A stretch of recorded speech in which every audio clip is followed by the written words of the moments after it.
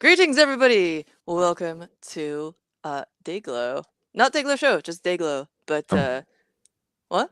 not Dayglow Show. It is a show though, Okay. and we have David Groom and Yes. Alex Glow. I'm not used to being on this side. This is hard to get used to. I always get it wrong anyway, so works okay for me. I But almost feel like it should be called Glow Day Show now that we're, or not show, Glow Day now that we're inverted well, like this. there Okay. we go. Hey, Glow. Okay. I don't mind having comments over my face. I'm completely comfortable. We have a new thing where we can see your comments come up on the thingy, which is why I was putting myself over here. So, but we can trade off so that we each get comments on our face at some point. Wait, they're going to be David's. commenting on our faces? I thought they were just going to be commenting on what we were doing. Oh, I did not understand the assignment. Okay, what is the assignment though? What are we doing? I think we're hacking on stuff. Maybe some Meshtastic stuff. Maybe the Yeah, website that is several episodes behind. that's chill. My stuff is behind too. So you can go to dayglow.show to find all our episodes of this.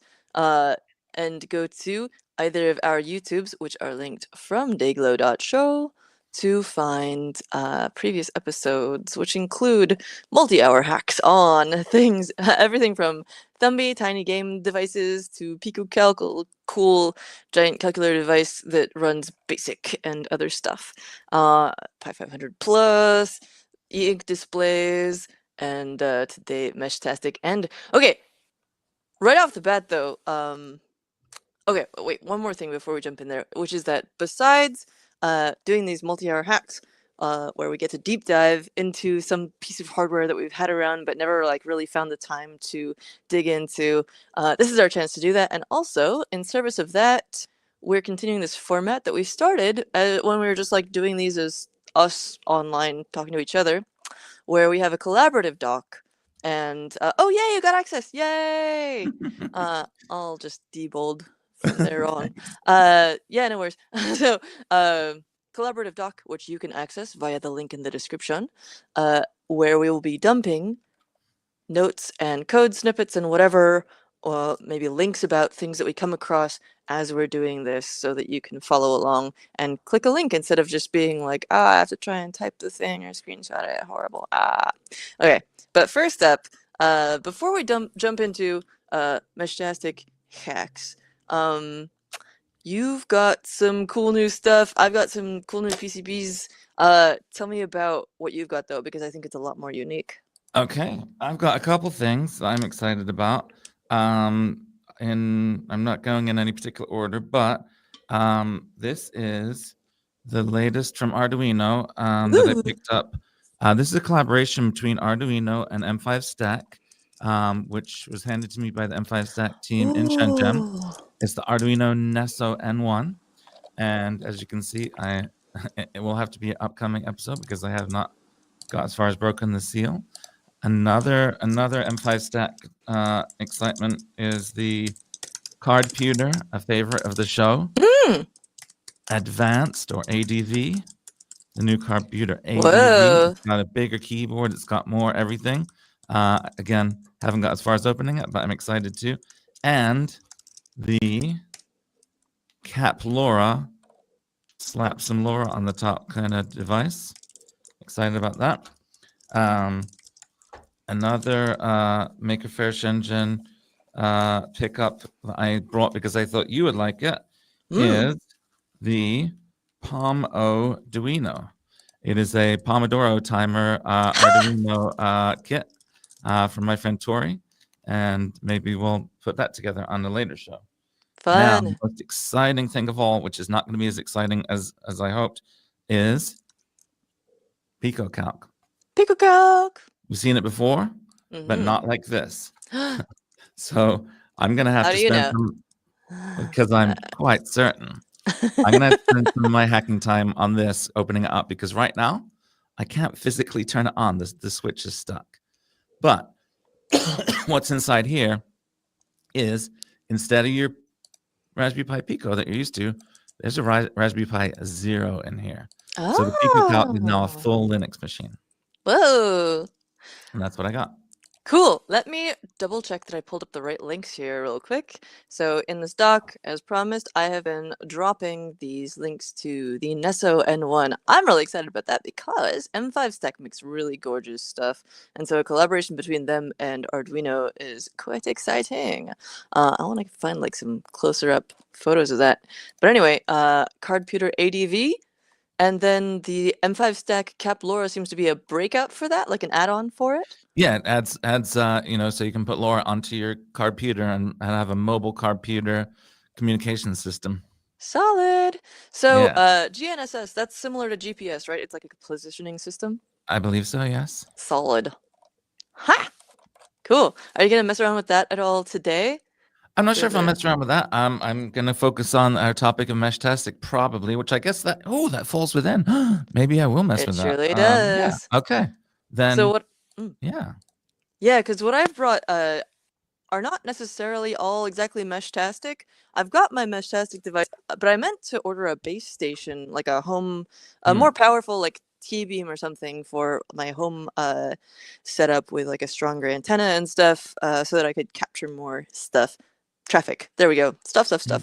But did not do that in time. But I do have the SuperCon badge from this year, which has a spectrum analyzer add-on, which you can use to see when activity is going on in, like Meshtastic, for example, bands, which That is is a good exciting. accessory to have. Yeah. Yeah, I've been coveting the hacker pager for ever since I like saw it at DEF CON and interviewed oh my goodness, names. Corey, I think. Yeah, Cody. Cody. About it, which has a really nice little interface for like spectrum analysis and packet capture. But anyway, I also dug up this device, the Chaos Communication Camp 2015 badge, which is the RAID EO with a 1 and a 0. And I never ended up like doing anything with this, but SDR, software defined radio stuff, is fascinating to me, and I have never really had a chance to dig into it. Oh man, I put my name on it. I forgot about that. Check it out. No. But we're just gonna see what I can do with this. I'm gonna mess around. In the meantime, I'll show you my mailbag. Oh yeah. Alas. Wait, oh, huh. I expected it to pull it onto the screen. Oh, it does, but it's It tiny. Okay, does. so we're Yeah. not gonna do that. Okay. All right, so my mailbag real quick. I've been messing around with PCB stuff. I finally fixed my KiCad setup, which means that I can make PCBs again with very little difficulty. I am doing hand-drawn art on my iPad. Yes, I am back on my bullshit. I have a host tutorial on that called iPad to KiCad that you can find, where it shows you how I take designs from the initial circuit layout in KiCad to, oh, come on, to a screenshot, to doodling on it in various layers in Procreate on my iPad, and then how I export those as layers that are consolidated in black and white for importing into KiCad again, and then meld them together. So I haven't soldered those bad boys together yet, but I do have, oh, I gave away the one of these that I had. This is the problem. I keep putting these together and then giving them away to people. But this is an LED blinky fella that is just like super minimal, but I was having fun with playing around with. This is the CR1225 battery breakout. This is hand-drawn elements for LED, the top switch and resistor integrated into this sort of like Art Deco Art Nouveau organic style thing. Hey Paul, what's up? Paul of TNC legend, and I'm basically making a new version of my Charmwire series, as well as new Jewel Thief circuit boards. And for the holidays, this is like a crappy prototype, but I just received it, so I'm going to show it. Yeah, I've made Jewel Thief devices in the past, which basically allow you to run stuff like LEDs off of dead batteries. Dead, like for example, double A's and triple A's. So my family, half my family is Norwegian, and since it's the Jewel Thief, I figured, and like God Jul is like Merry Christmas in Norwegian, I was like, I'll make a perpetual candle that runs off of dead batteries to help people like use up those up before they toss them in the garbage as part of a reuse thing. And so this is a very, very basic preliminary design just to like make sure that my design works, and then I'm designing some fancy curly cues and stuff based on rosemaling, which is a Norwegian painting style. Anyway, that's what I got. But I'm mostly gonna be meshing Messing around. around. Oh lordy, with Meshtastic, yes. So, we've got, and this just makes me very happy. I've got like all these.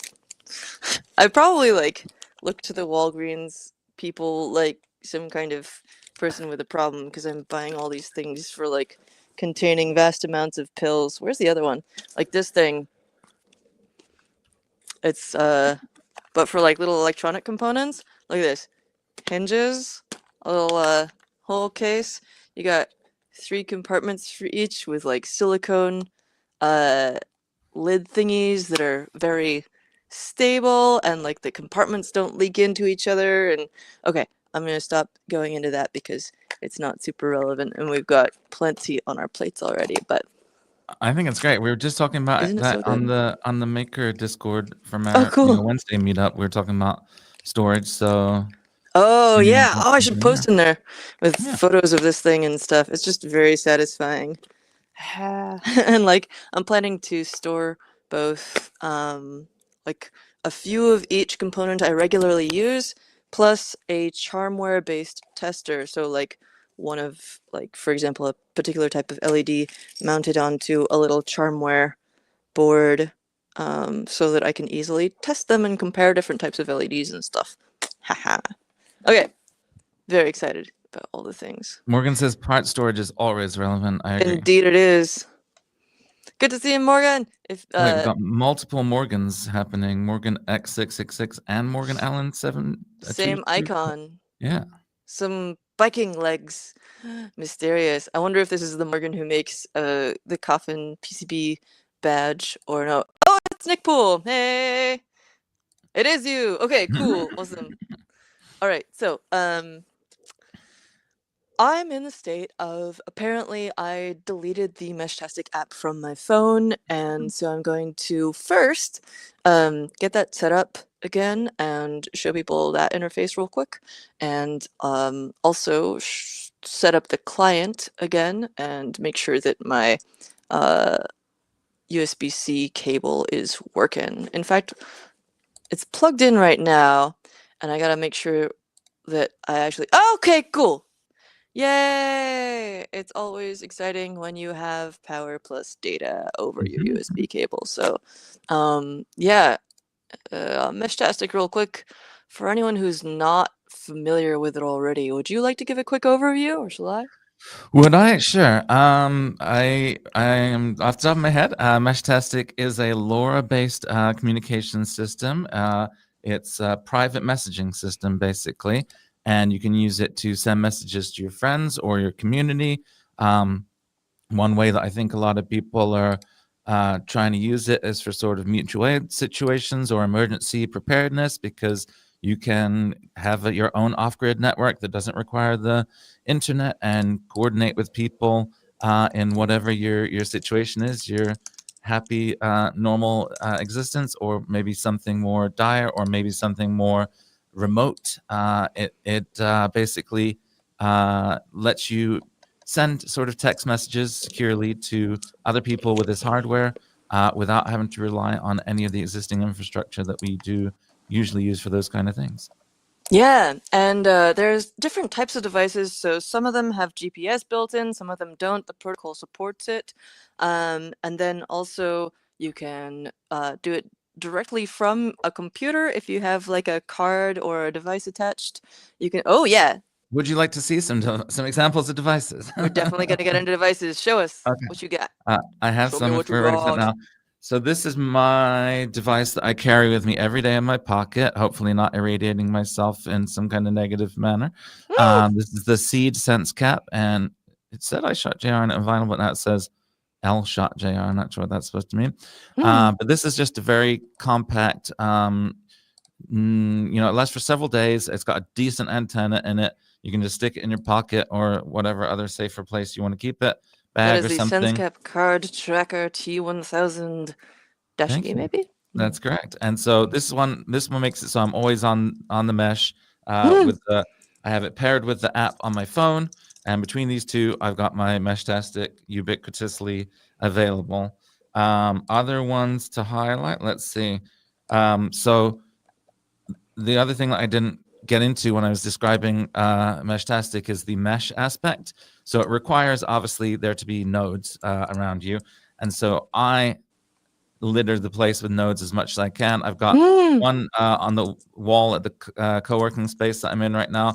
This is the one that is usually in my car, but I brought it with me to show it off because it's kind of cool. It's got a nicer antenna Yeah. on it, so I do sort of Ooh. war driving around every day without having to try moving, bringing What the is that mesh one? wherever I'm driving. What's that? What is that one? PWRD powered? This one is the Weo Tracker L1 Pro. This is another one from Seed. Ah, right, of course.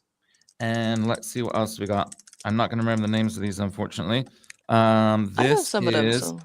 Oh, good. Well, then tell me what this is. No clue. That So I looks think like this is almost like a from. ham radio. Wow.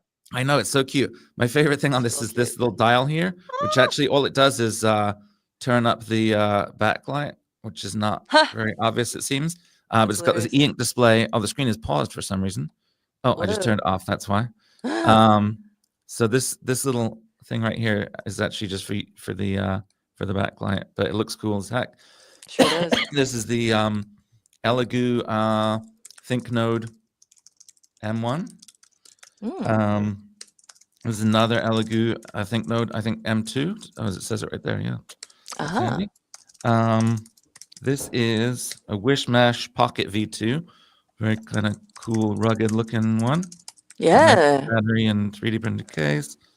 And the last ones I think I'll show off are, I'll just honestly claim my favorite one. So this is the LilyGo T-Deck Plus. It is a fully self-contained device. All of the other devices that I showed you, if I wanted to send a message, I would have to connect it to my phone to use the keyboard on my phone. But this one has a little BlackBerry style keyboard on it and software with a full GUI on it. So you can just use this. You can leave your phone at home and be on the mesh with just one cool device. Yes. So another point that David just brought up, some of these have um, keyboards built in, some of them do not, and then like different powered, different types of power on them. Oh, wait, so I think that David, maybe if you click, It I know, never I know. worked. I don't. It's something about this camera. I don't know how to get it to mirror ever. It never. In the StreamYard settings, you can't like check or uncheck the mirror my thingamajig. I'll give it a try. But usually when I say how's that? Can you hold something up to the? Okay, let's see. This has the word programming mode on it. Does it say programming mode or is it backwards? It's backwards for me, but sometimes I'm not the same as other people. Can anyone give us feedback on David's chirality?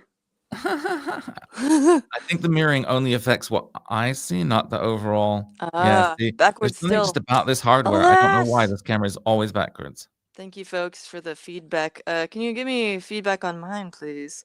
Because I have noticed lately that mine is backwards for me, Oh no. but I don't know if it's backwards for others. Oh, man. Well, curses. Oh, frontwards. Okay, so mine is Okay. frontwards at least. All right. Thank you for the heads up on that. We shall continue to Thank you, Claire. figure it out. Is a ongoing work surface. So I've dumped some of these links to devices that David just mentioned into here. Mine personally, did you mention this already? The MusiWorks, like LoRa Heltec V3 LoRa node in No. a nice little case, and it comes with a little antenna. This comes with a whip antenna. You can find them on Etsy, and you could just 3D print your own case, but this one again comes with like the antenna. So let's see where that go. Well, it's in the docs, and you can also find a whole list on meshtastic.org of supported hardware devices. Also, if you're looking, a common thing with Meshtastic is the issue of trying to find Time to install a prism in front of the lens. While you're at it, might as well do some sodium vapor lamp color keying, which I was learning about recently. Anyway, a big issue often being just finding people who are around to chat with, and there are numerous local groups, including, for example, Baymesh in the Bay Area, who have not only like a Discord channel or a Discord in general, but also they have a page where they tell you what their recommended settings are, and this not only makes it easier to figure out what frequency slash type of channel people are on. So for traffic management as well as finding other people and managing power and stuff, you can set your device to, for example, long, fast, short, turbo, or whatever. I forget what all the different options are, but your local group may have one preferred setting so that it helps manage the amount of traffic that's on the channel while also managing, for example, how many hops your message may go through in the mesh before it peters out, so that that affects how much you reach, but also how much chatter there is, and then other stuff for just ensuring compatibility with everybody else so you can find them, and then other stuff around like how to set your username so that it's useful for other people and like maybe security or whatever in terms of managing who's around. And I sort of assume that this is just a collective of people, and I'm not sure what the leadership structure is like, but I'm kind of curious. Then there was one more thing. I was going to drop this into the doc as well. A link to the seed wheel tracker. All these other ones, feel free to check out the devices page. So my little Heltec one is not super powerful. I'm always trying to find people to connect with when I'm doing Meshtastic stuff. And the thing is that you can set your location on here if you want, and you also cannot do that if you want. The cool thing is like the last 5 digits of the long lat are kind of randomized. So even if you set your location, it's going to be like half a kilometer from where you really are, unless you override that setting. So by default, it's just kind of like a vague location, not like pinpoint accuracy. Yes.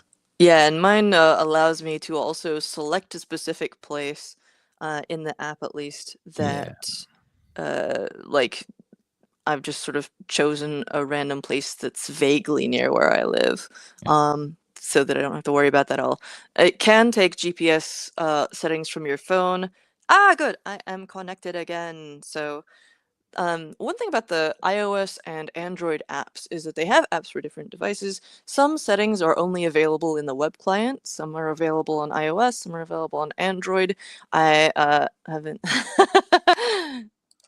Hearing metric on YouTube makes me happy. Yeah. How often do you actually use Meshtastic to chat with people? Okay, so the main places that I've seen Meshtastic used is at specific events. So DEF CON, SuperCon. I didn't actually see anyone using it at SuperCon, but I imagine people probably were. At Bay Area Maker Faire this year, I know some people were talking about using it at Open Hardware Summit, I think, etc. So I personally am planning on getting that big ol' home antenna at some point to be able to chat better with people, because even after massaging the settings, I've found it difficult to find people. There's also like a little bit of a social thing where I'm like, I want to lurk for a little bit to get a feel for like how the community interacts before I like bust in through the wall like the Kool-Aid man, like, hey, what's up, mesh people, anyway, what about you, David? What's your experience been like? I'm more of the Kool-Aid man approach myself. So I mean, so it obviously the amount of traffic it depends on the area. Obviously, Bay Area, you've got a good chance for that. Ann Arbor, we've got a pretty good community here. We're very lucky, although this is coming to an end soon. There's a building called Wolverine Tower, and someone managed to get one on top of that building. So pretty much everyone around can see that one node, and we can all use that node, and it makes it really easy to communicate. I also have one at home. I like a decent sized solar powered one at home. Like I said, I got one here. I got my one that I drive around with.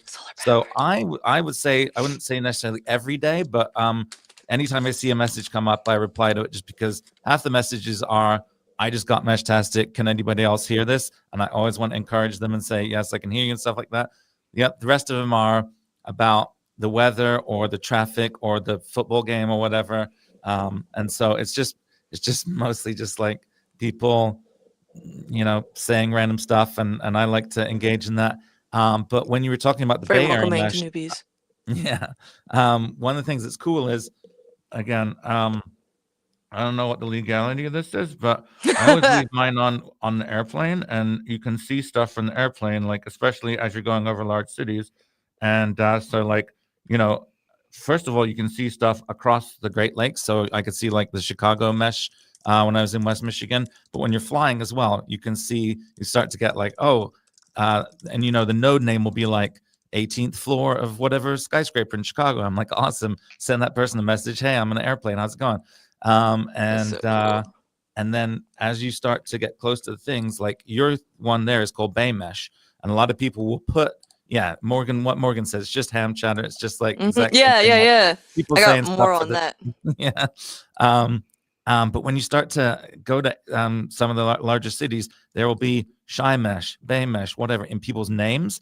And when you see that in the name, you're like, oh, really? There's a shymesh.org or whatever it is. Let me check it out. Get on there. They tell you what settings to use locally, and then you can get part of the community. Anytime I've been traveling a ton lately, and everywhere I go, I absolutely dive into the local mesh and bust in through the wall like a Kool-Aid man. So I love that. I'm sure it's short for Chicago, but like my mesh would be called Shy Mesh because I'm shy. I actually was looking around for where my frickin' ham radio is because I just was messing around with it this morning. I've also been doing a bit more of that and would also love to augment my antenna setup for that. I'm kind of. I don't think there. I think some frequencies overlap. I forget. I've got a big poster with the frequency allocation stuff around somewhere. But yeah. So uh, there is some uh definite like content overlap with ham cheddar, but also I have been doing some of that and accidentally picked up some local people talking about organizations that are like emergency response organizations that use ham radio, and that overlaps with some like walkie-talkie frequencies. Got a whole chart of them around here. What did I just do with them? Oh, here we go. So another thing I was thinking of doing was like see if I can like pick up some of this bad boy on my Hackaday Supercon Spectrum Analyzer situation, because you've got the like regular walkie-talkie channels, and then you got like your ham frequencies. Speaking of local architecture as infrastructure, I guess it is technically a radio tower, but Sutro Tower NSF is one of my favorite Yeah. landmarks, and it's actually featured on one of my PCBs recently. This is a micro SD card holder socket thing, footprint designed to look like a postage stamp because I was messing around with it. But we got weather and traffic. Yeah. Um, what else? There was something else on here. It sounds delicious. Bit of mustard. Yeah. Oh, we got backwards and forwards things. I think we're gonna That's just deal with the whole backwards forwards issue and leave it be for now. But someone also asked about whether you're also seeing private communications. There we go. Hey, Maker Block. So you can do both. You can do private direct messages. You can have a private key that you share with specific people so that you can only access that direct message channel if you have the private key. There was something that came up a while back specifically relating to the security of Meshtastic around private keys. I forget what it was exactly. Maybe I'll look it up. There are other similar protocols to Meshtastic that are designed specifically for secure communication. So this is not the only LoRa communication protocol by far. There's also, oh my gosh, what's the Mesh Core is another one, which I think might be more security focused. I forget. There's some that are designed more for hikers. And then yeah, so there's various ones that are. I've got another device somewhere that I meant to grab, and maybe I will at some point. That is a device that's specifically designed with an ESP32 for secure communications over a slightly different protocol. So we'll see about that. just going back to the ham thing, and I know this is going to be backwards. There's obviously a huge overlap. I know this is backwards, but Yeah. looking at the nodes locally here, we've got W8JFL. We've got NASBE with mishmesh.net in their name as well. There's a huge number of hams on here, and AE8JF Tower. And also, if you are a licensed ham radio operator, you can crank up your power, I think. But also, you have to turn off encryption. Yeah, it's a So, whole thing. Like in Baymesh, for example, they tell you not to crank up or do the ham radio thing. I think if you want to talk to other people on there, yeah, it just doesn't seem like a good trade-off to me. yeah. Similarly with this Hackaday badge, there's a single jumper that you can solder in the back, and it says like more power or something, and it jacks up the power. But also that means that you're gonna eat more battery, of course, because whether you're sending or receiving, I think both ways it does consume more power. But if it's solar powered, that's pretty rad. I'm really excited about your solar powered home setup. What did you follow like a specific tutorial for that, or have you It's gonna? just the off-the-shelf unit from Seed Studio. It's just their larger kind of. It's got like a, I don't know, 6,000 milliamp hour battery and a solar panel, and it's just kind of self-sufficient. Is it specifically a Meshtastic device or just a solar power Oh yeah, source? I mean, it's marketed as a Meshtastic device. Was one of the Ooh. other protocols Reticulum? Oh, yes, quite possibly. Yeah, it popped into my Reticulum. head. There was another one that I found randomly that I've never been able to find again. That I pulled up the site and it was like some super freedom coded thing with like eagles or something and like, camo military styling and seemed a lot more sort of like traditional prepper style culture thing. Uh, yeah, yeah, yeah. And but it was a whole like protocol that seemed like the freedom version of that. So there's definitely a lot of different ones. Here we go. Cryptography-based networking stack for building local and wide area networks with readily available hardware. Can continue to operate even in adverse conditions with very high latency and extremely low bandwidth. Allow anyone to operate their own sovereign communication networks. Make it cheap and easy to cover vast areas. Vast areas! Sorry, anyway. So is Yeah, this the that's one the you're talking one. about? That's the one. Yeah, it's obviously made Cool. for external mounting. It's got all Uh-huh. weatherproofing and a thing for strapping onto stuff. More about the altitude thing. So, of course, when you're in a plane, Hmm. Sora node, you're getting a direct line of sight to lots and lots of Yes. places, which is why that helps. So obviously the range that you get at any particular power depends highly on what's in the middle. So you got buildings, people are sometimes referred to as like vertical columns of water, I've heard in radio circumstances, which I love. And but yeah, so people have done things like putting it on a kite, putting a node on like a drone in order to get altitude and line of sight on more places and uh panopticon that shit. And I just want to clarify that the airplane thing is just some fan fiction I'm working on. It's not anything that I Ah, personally do. I have Uh, heard of that though. Like, I'm no, trying I to remember totally who do it it. I'm just was. saying I don't know if it's legal. Oh, sure. Yeah, it's you're doing it in Minecraft. Yeah, Meshcore Web Flash. I'm trying to find the actual page here. There's another fun thing that I discovered. Well, there's meshcore.co.uk. Maybe that's the official one. I don't know. Anyway, humans act like bass dampers in live venues. See that? But unlike uh, Meshtastic, bass makes my sternum vibrate, and I like that when it makes my rib cage go boom.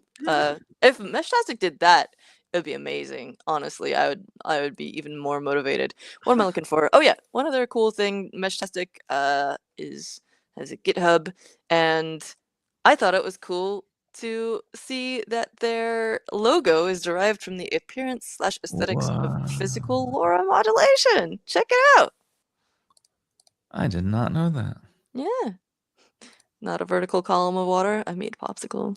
Okay, Corbin Dallas. So, oh yeah. Before we dig in super deep, there is also this thing. Would you like to tell us about this thing? It's live right now on Codsplat.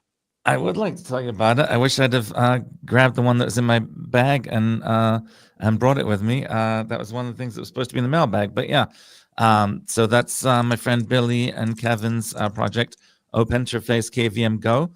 They had a slightly larger version, which we learned all about at Teardown this past year when Billy gave a talk on how the crowdfunding process went for that. And now they've got this little keychain version, which I totally brought with me and then left on my desk. Hey. Yeah, it basically lets you connect to other computers like Raspberry Pis or servers or any other machine, your friend's laptop with a broken screen, whatever you want, via HDMI or VGA or DisplayPort, using just a USB cable and their special software. And it's really awesome. And KVM is for keyboard, video, and mouse, is that right? That's correct. Thank you. Sorry So for you not get unpacking that. Yeah. not just HDMI capture out, which is really useful in my opinion for recording, for example, tutorials, so you don't have to like try and either screen record on a Raspberry Pi and eat up all your processing power, or point a camera at your monitor, but you can actually like turn it into basically a webcam that's piping USB webcam stuff to your computer screen, which is lovely. So I'm very excited about this, fella. Someone mentioned, Volt the Robot jumps in about the Meshtastic logo. I did not realize that this secret meaning existed where this is analog and digital. What? So cool! I didn't know that, and I have at least 600 Sony Vaio devices, so I'm embarrassed now. Sony Well, Vaio. I used to wear like Sony T-shirt, Sony laptop, Sony TV, Sony everything. Like I was Mr. Sony dog, Sony everything. I'm assuming you mean the Ibo? Ibo? Yeah. Yeah, but I for some reason initially my thought was Sony dog, like yeah, Ivo. So I'm dropping the open interface link into our shared doc as well. As per usual, you can find that the link to this shared doc in our video description here. Just scroll down and you'll be able to find these links and code snippets or whatever we end up with.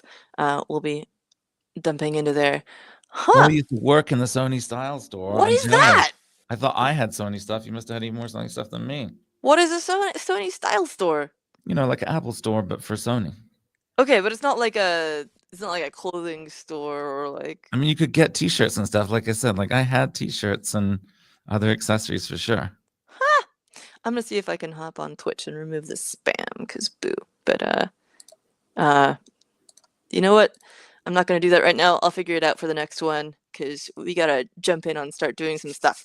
So let's see. One thing I'm gonna do now that I've got it. So I've got the Meshtastic app on my iPhone connected to the device over Bluetooth, which is great. I've also got it plugged into my computer, and I've established serial communication with the web client, which is very exciting also. And I can again do like some special config settings that are only available from the web client right now, which is not loading very fast, but probably because I'm talking to it on my phone, so probably have to shut that off. Anyway, I think what I'm going to do real quick is just show you all this spectrum analyzer that someone made for the Hackaday SuperCon pad, and my friend Cedric helped me load it onto this device. So I think it's under user, yeah, it's on here. So this is on GitHub under the Hackaday SuperCon thing. I think there's like an apps section. So right now, there does seem to be a bit of a peak around 910 megahertz to 915, yeah.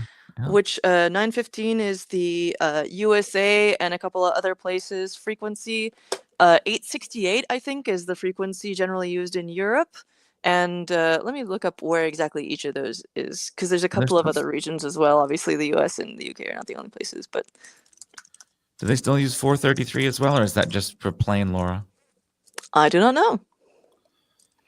I've only heard of these two. Like when you look at the LilyGo devices, like the T-Beam, which might be what I get. But actually, maybe I might get that Seed Studio one that you've got, because solar power. Anyway, I have the T-Beam. The T-Beam is the one that's on the wall here as well. They're both good, but the T-Beam is not enclosed or anything like that. So gotcha. So for an external thing, if you want like all in one, I don't suppose you've had a chance to like compare how much they managed to receive or what? Oh no, I haven't dived in that much. I just like plugged it in and it works and it's cool.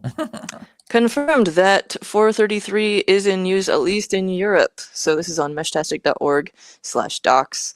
And we've got 433, da-da-da. Morgan chimes in that it needs a license in the US. And 868 generally Europe, North America, 915 ISM band. And I know that those also apply to other places. I don't know why they don't have those like listed out here. If I go on LilyGo in the proper window and look at like this guy, you can basically, oops, no, I want to go to the actual LilyGo site, please.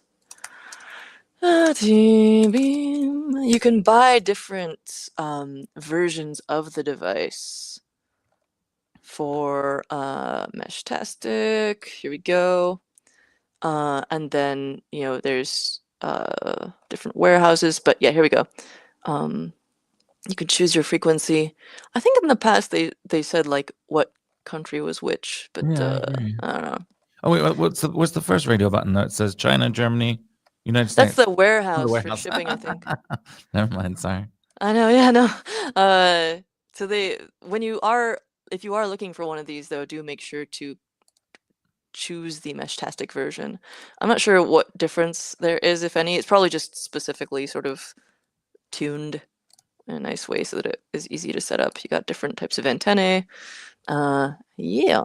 I think it might just be pre-installed with the firmware. I don't even know if. Yeah, that makes sense. Firmware, Meshtastic firmware. There's Yeah. also 923 on here. I'm kind of curious. And 920. I don't know what those are. Yeah, MIC. Oh, another thing that I'm curious about is so I'm gonna write this down so I don't forget, is I would like to check out. Oh, my brain just went blank. I was thinking about other protocols, but oh yeah, okay. So I've seen people mention that it's not efficient as a communication protocol, for example, for file transfer. It's very slow, and you're likely to sort of like be a dick by kind of overwhelming your local network.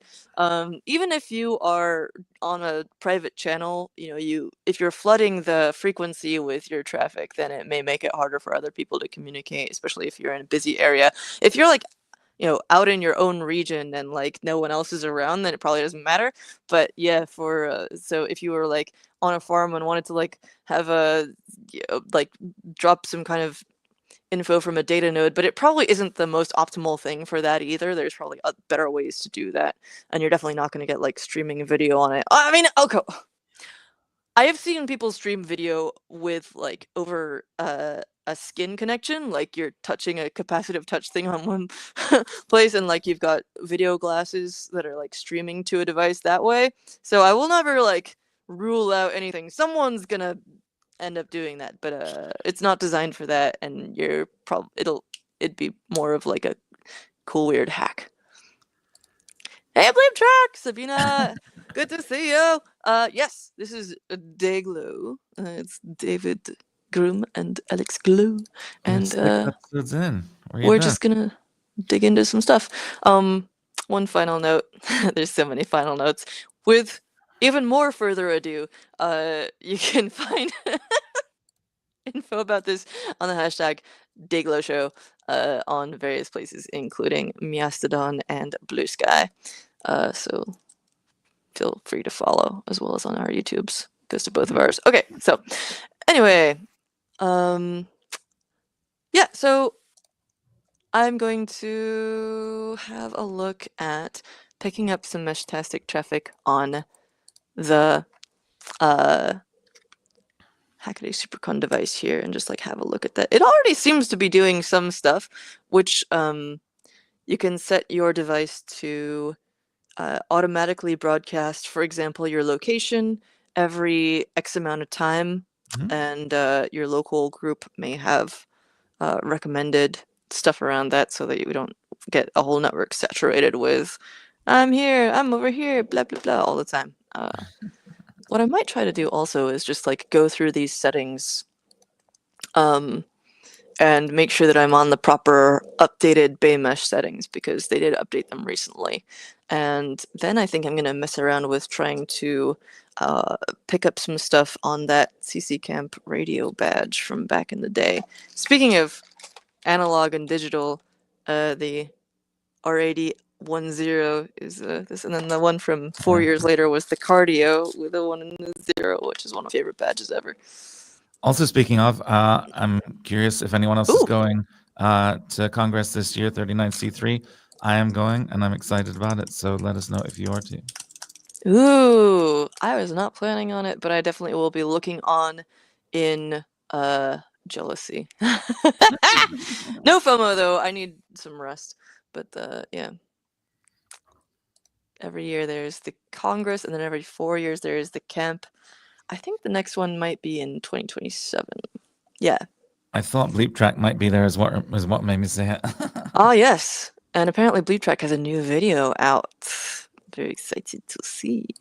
Okay, the LoRa chips themselves have different radio front ends for 433, etc. Huh, good to know. And indeed, Bleep Track will be at CCC this year. Very exciting. Fun fact, I almost gave a talk at... I've never made it to CCC, like the Congress. 1 year I was going to give a talk where I was going to try and blow up a pinata with my mind with EEG signals and a capacitor hooked up backwards, but I couldn't get on the plane at the last minute because you have to have your passport valid for 3 months past your journey so that they know you won't stay there, and it was valid but not for that long, so alas. I had a pinata in my bag and everything. I had to cut off the pinata head to get it to fit in my duffel bag. But yeah, okay, so I'm going to be digging into this Bay Mesh stuff and looking at their settings and trying to get that set up. What are you going to... Well, while you're doing that, I think I'm going to do, if this is permissible, I think I'm going to do something that isn't technically about our topic, which I'm going to try and crack this thing open, see if I can turn it on, because I really want, this just looks like a Pico calc until it starts running Linux. So if it's okay, if it's permissible within the rules of the show, I'd like to diverge from Meshtastic and spend a moment trying to get this to turn on. I think since it's our last show of the year, it could be a little sort of grab bag kind of thing. And so, like, there's a bunch of stuff I've been meaning to get to this year and haven't quite gotten around to. So I have, like, a huge couple of things this year, like, coming out of burnout, have been getting one of, like, Archimedes up and running again after a couple of years of, like, him being burned out as well. And then also, like, fixing my KiCad setup so I can do more PCBs. So maybe I'll bust out the tiny hot plate and do some close-up tiny hot plate soldering so I can actually test these micro SD things that I'm making. My idea with those is basically these are sort of to be embeddable into jewelry so that I can carry an encrypted copy of my travel documents if I'm traveling and stuff like that. Just like very important stuff to have like a copy of that is sort of clandestine and even if like my wallet and bag gets stolen or lost or whatever, then I'll still have copies of the most important stuff. And other stuff where like you can do a sneakernet thing with like zines or whatever, you can carry around. I tend to carry around micro SD cards that have Kiwix, which is an offline copy of Wikipedia that you can run on a Raspberry Pi and then like broadcast, which I think is just super rad. So anyway, that's it is so tiny. I always tell people about this. I ran this as a workshop recently, actually. And I always tell people, like, there's going to be a tiny hot plate. And then this is the MHP30 from Miniware. And I believe the 30 stands for 30 millimeters. They have an MHP 50 now, which is slightly larger. Makes more sense for, like, larger things, of course. But I just have such a massive fondness for this thing. Massive fondness for the tiny guy. Oh, no. It's got cool lighting features, too. And it comes apart like this. Ah! What were you saying I know about?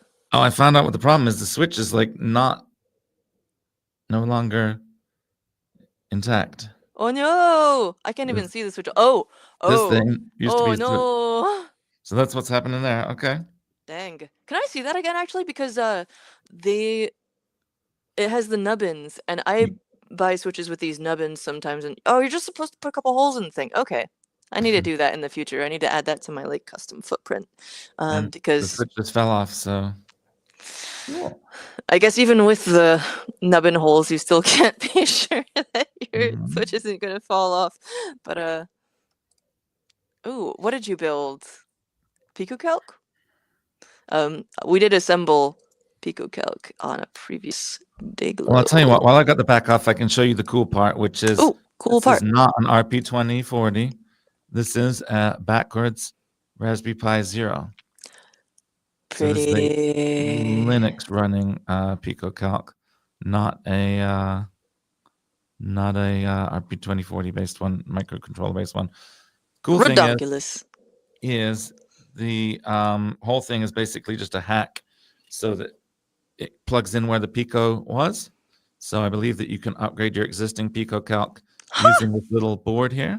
If I can just prise this off without breaking more stuff. Okay, yeah. Prize it. So, Prize it. so this is really the cool part. Is this little adapter that turns it from a RP2040 pinout into a Pi Zero, and so That USB thingy. That's so cool. yeah. The two sides. What? That's so cool.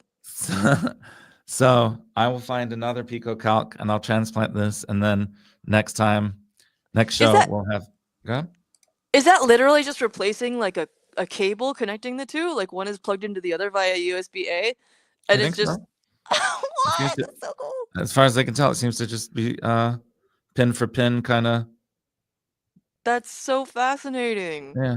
Who needs cables just to make a freaking board for it? Yeah. You know, I actually got some dual USB. No, those are USB. Oh, that's jacks. HDMI. Oh, that's HDMI. Yeah. That makes so much sense. Sorry. Compact, elegant, beautiful. Yes, everyone else recognized that as HDMI. I am sort of, when you see me do this, it's not just because I'm partly an owl at heart. It is also because I've got a camera and another camera here, one for my desktop and one for my face. So I kind of have to duck and weave around to like see what the heck is. You're not gonna stop being trolled about that, David. I don't know how to fix it. It's this camera. If I switch my other camera, it's fine. Well, it's like, you know, I wanted to film vertical videos with my computer so that it would be easy to see which what the actual, you know, that I was in focus and what the actual content was on the screen. And I noticed that like it doesn't do vertical. It only zooms in.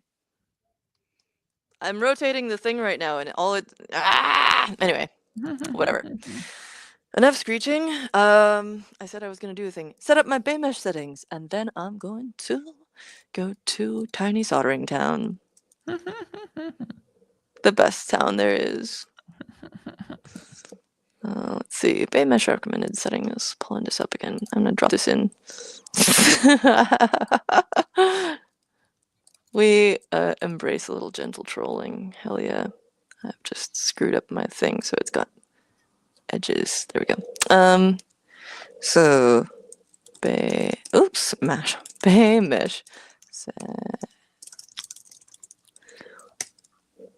And another thing that you mentioned was Mishmesh. Is that Michmesh? MICH like Michigan. Yeah. Evil. Two different sh's. Kind of great though.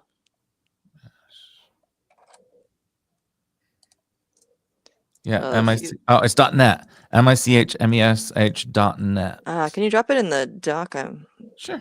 gonna try and do a Baymesh because I keep getting distracted. Oh, and here's the think node. And did you put the Shymesh in there too? I did not. The other thing that's cool about these groups is they often will have a Discord or some other Meshtastic's cool, but it doesn't always work. So it's nice to have a Discord or another way to communicate with people to help diagnose problems, and also a lot of times I have logging. So I like to, again, depending on the legality of this, drop a bunch of messages as I'm coming down the airplane from various altitudes, and then see on the Discord server which ones kind of got through? Oh yeah, there is a whole thing with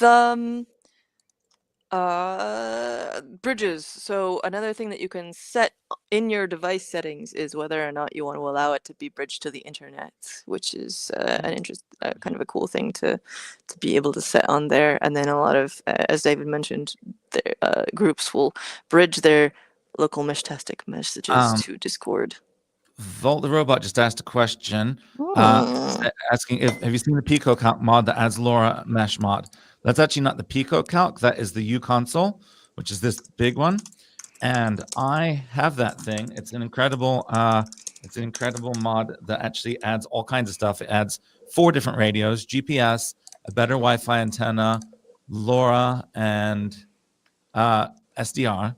And I actually recorded a video with that guy when I was in Guangzhou, and I will try and find that while we're talking and add it to the show notes along with Mishmash that I was trying. Oh, I did do that. Okay. Solid.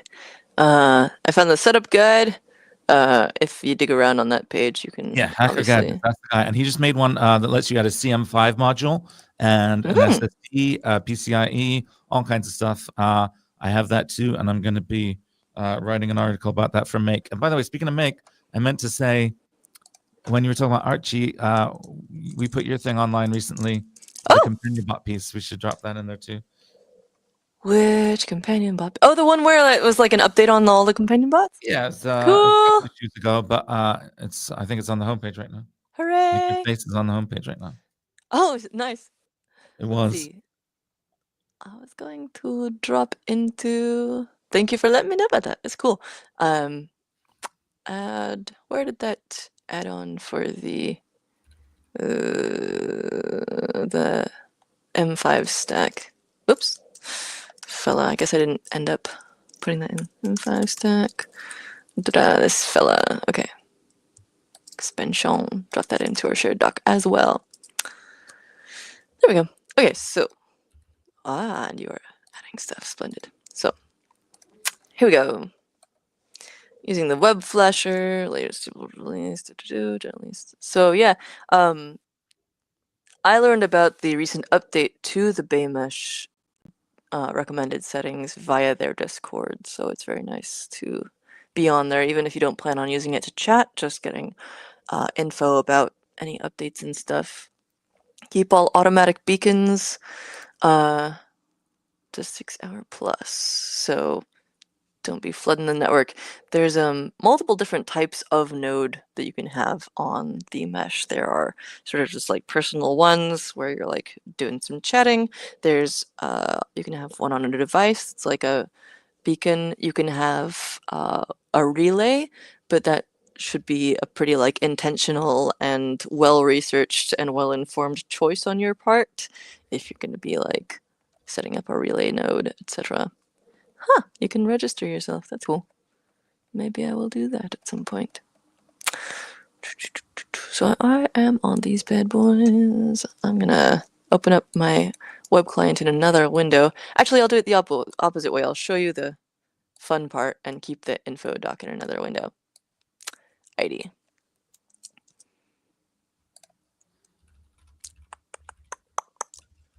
I'm going to reconnect this because I think that by connecting to it over Bluetooth from my phone, I disconnected it. So here we go. Would you load, please? I would like you to load, please. Hello? Not optimal. What if I turn off Bluetooth on my phone? And then reload again. And after that, we'll try unplugging and replugging. Messages. Okay, it's definitely showing up. It's got this map. Don't know why we're having troubles.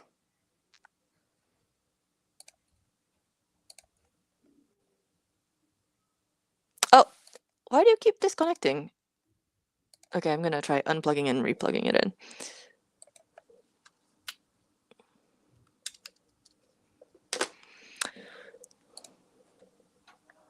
Another thing to note about devices like this is that mine, for example, has a USB-C connector on it for communication and charging. People have noted that if you're trying to charge a USB-C device and it's not working very well, make sure that you're using a USB-A to C cable, because USB-C does not have a strict polarity on it. So, for example, if you have A to C, then it's pretty much defined that like your host device is on the A side, and your client device, the the Meshtastic device or whatever, is going to be or is it just like called host end device? Whatever. Anyway, the little guy that's like charging off of the other one is gonna be on the C end. But if they're both C, you gotta like have a negotiation going on. And sometimes it doesn't quite figure it out. So you can ensure that it will charge properly by using an USB A to C cable. Oh, it doesn't like me. What's your problem?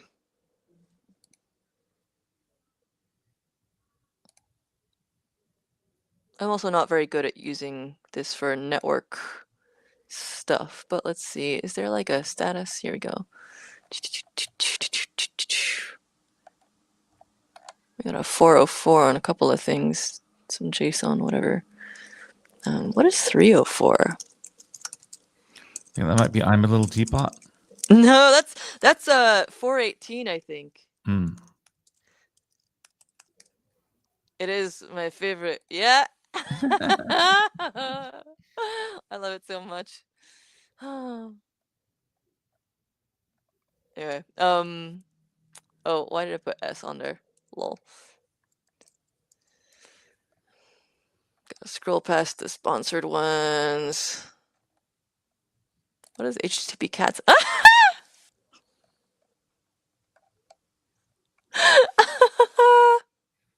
Okay, so that's fine.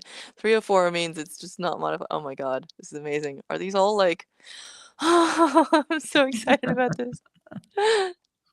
Okay, let's see what 418 is. What is this heterochromat cat multi-status? Ah, that's so good.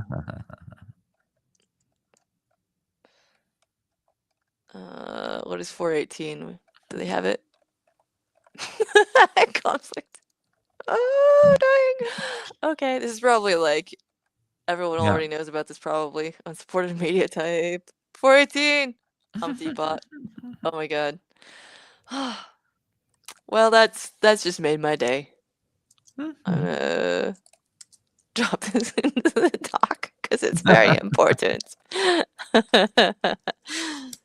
Random.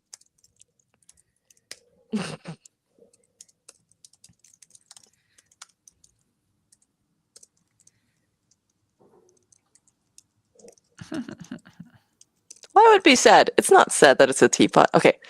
All right, Alex. I'm gonna drop this. I think I already put that on the... This is not the exact product page, but I'm just gonna make sure we've got one for them in the links here. Yeah, okay, good.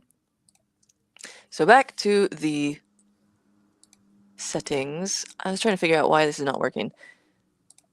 I know, right? Indeed, we are meshing around today. Good to see you, J3Z. So why do you hate me? Is it just because of this not being able to grab the device? Oh. Yeah, why? If anyone else has run into this issue, please let me know how you fixed it, because I know that it can recognize the device because it's getting some issue. Ooh. It just is failing to load all these JSON things, which seems like it might be an issue with the site itself, but I kind of doubt it. But like, yeah, it obviously can connect to the device. I'm a software noob at all times, and one thing I'd love to do is learn more about networking, but anyway, this is just like totally... Ooh.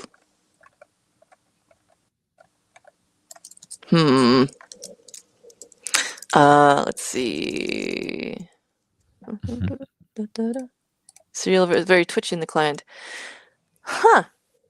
You know, I haven't run into this issue before, but like, yeah, I'll absolutely... I've only been on this interface maybe like 4 times in the past.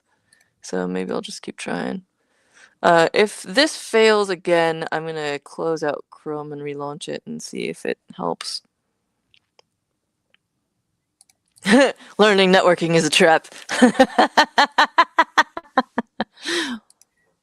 Indeed. Well, I am very well aware that what might happen is that I become more paranoid as an individual because it seems like one of those jobs where like anyone in security or networking just like becomes even more aware of all the problems and the like incredibly brittle structure of all our security concepts, which I already like as someone like femme shaped on the internet for 10 plus years, like have a decent amount of like just being careful around that stuff, and like I'm sure I'll only get worse, but so it goes.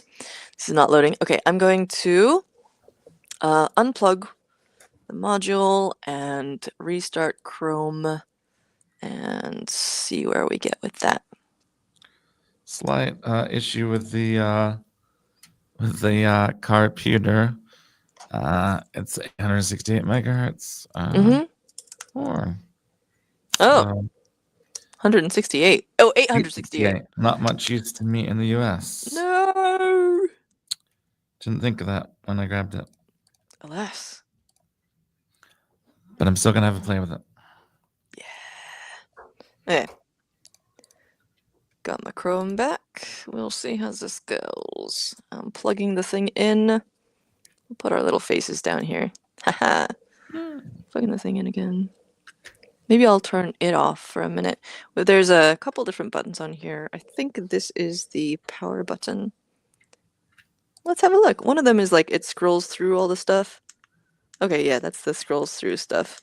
And this is showing directionality, not based on actual GPS, but only based on where I've put my location in the app and where other people have put their locations in the app.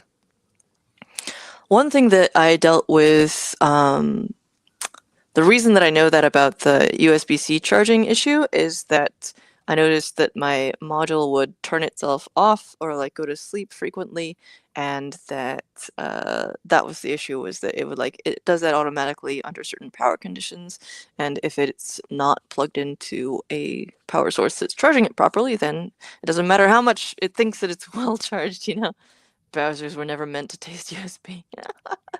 Oh no, I don't think I'm in danger of going into DevOps because I'm too hardware focused. Ha! Cool! Oh, cool. Well, maybe at some point we'll make a contact. So let's see. Did you wake up? What you doing? Okay. Ah! I keep being too hasty and restarting it or something. Okay, it like restarts the visual interface. Well, if my Meshtastic device will not connect to the web client, then I'll see what I can do with just the phone interface. And I think that'll be more fun to look at anyway. So actually, not a problem. David, as always, let me know if you want to show something on the screen. And otherwise, I'm just going to have this. Another cool thing about the SuperCon badge, by the way, is that my friend Mohib, who's great, Mohib Zara, made these little like custom lasered faceplates for them, which at some point I will actually stick on there. But yeah, so get these out of the way. I may solder these later if I continue to have issues, but this is not active right now. But I'll leave this on here in case it does something cool when I'm meshing.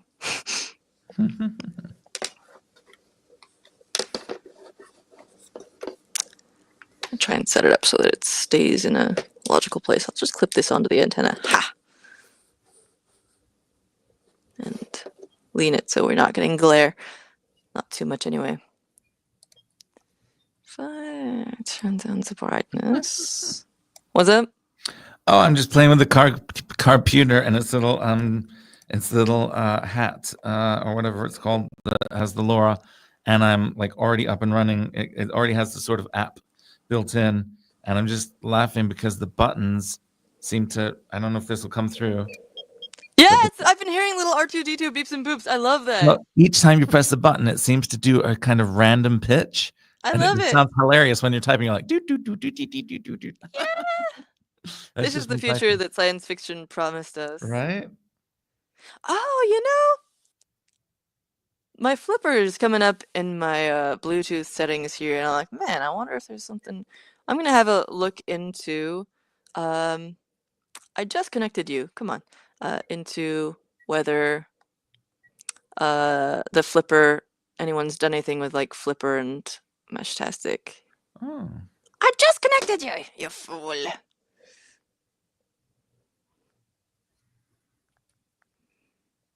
Do-do-do-do-do-do.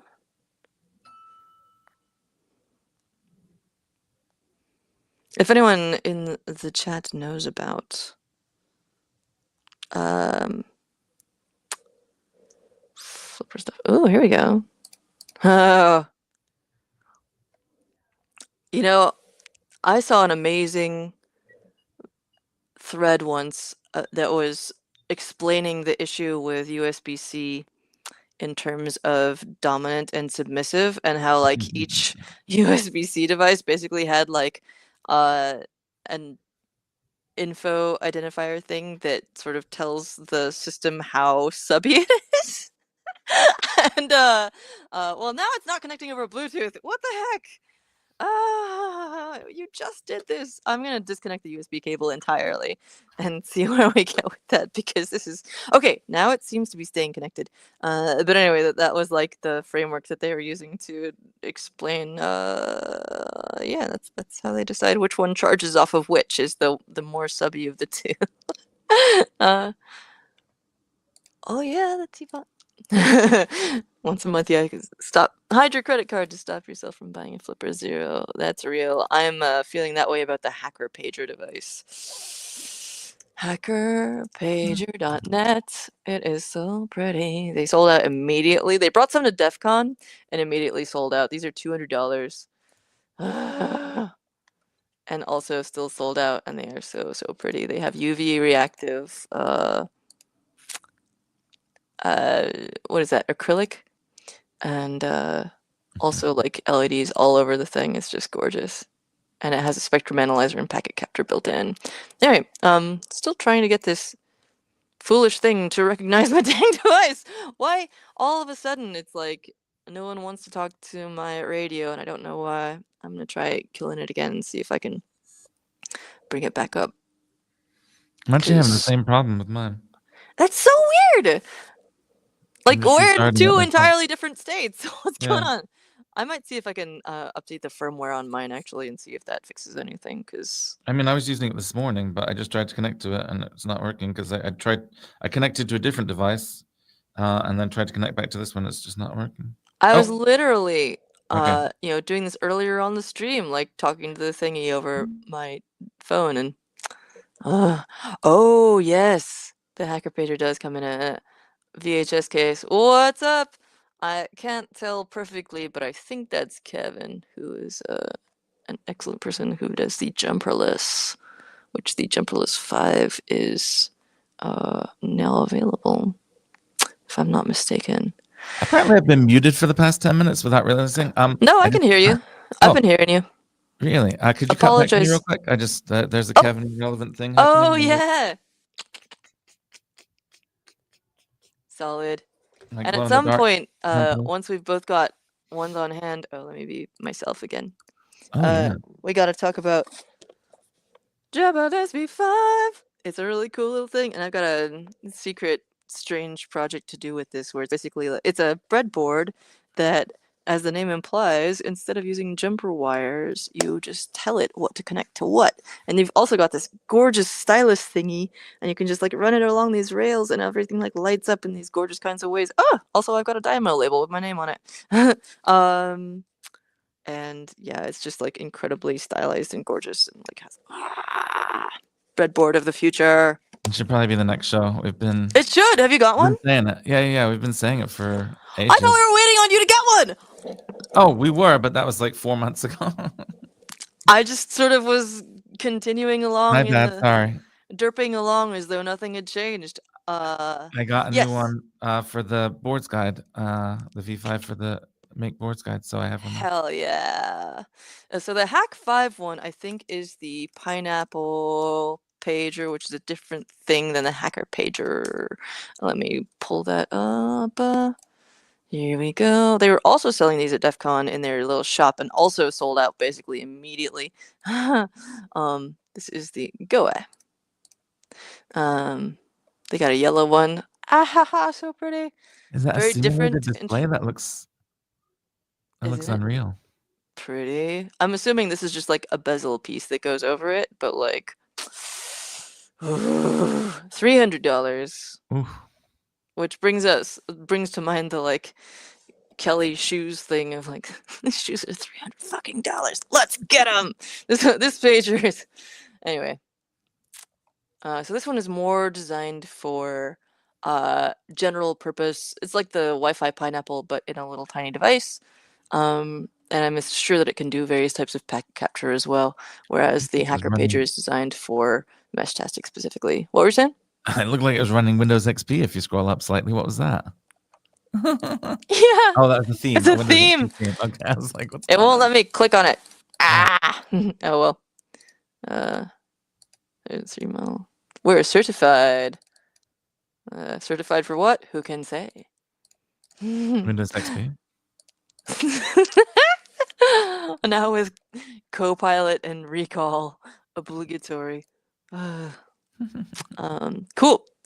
So where the heck was I? I was trying to get this dang app to work. If that doesn't work, I'm just gonna go into soldering. It'll be fine. What in the world?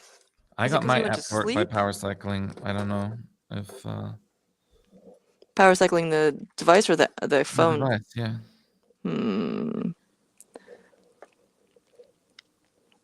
Mine keeps supposedly connecting and then just being like, no, I'm not connected anymore. I lied. I don't know what you're talking about. That was 2 minutes ago.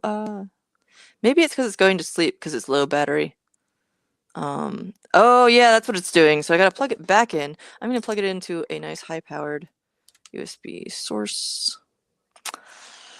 and see what the power level is if I go on the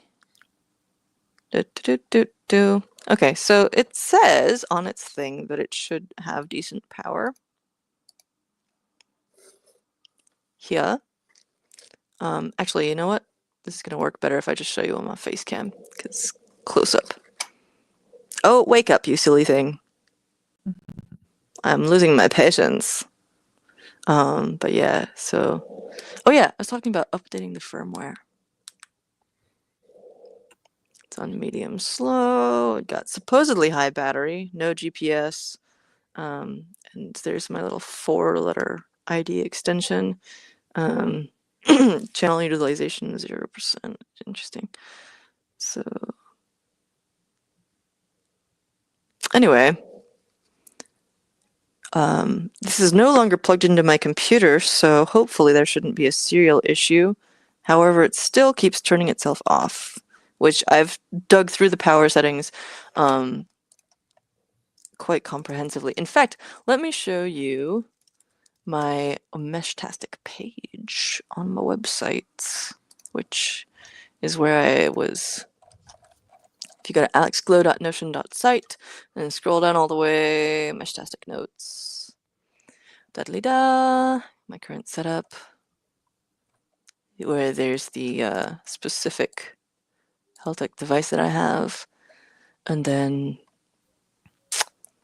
various stuff to try and get onto there and be able to see other people. There's like a map of nodes. Hey! Why?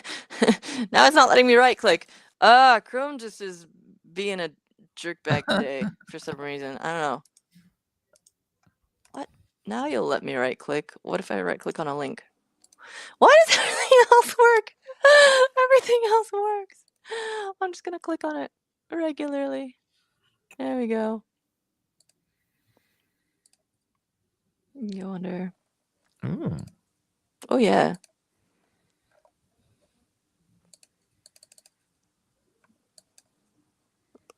Oh come on, guys. Let me zoom out some more. I can't.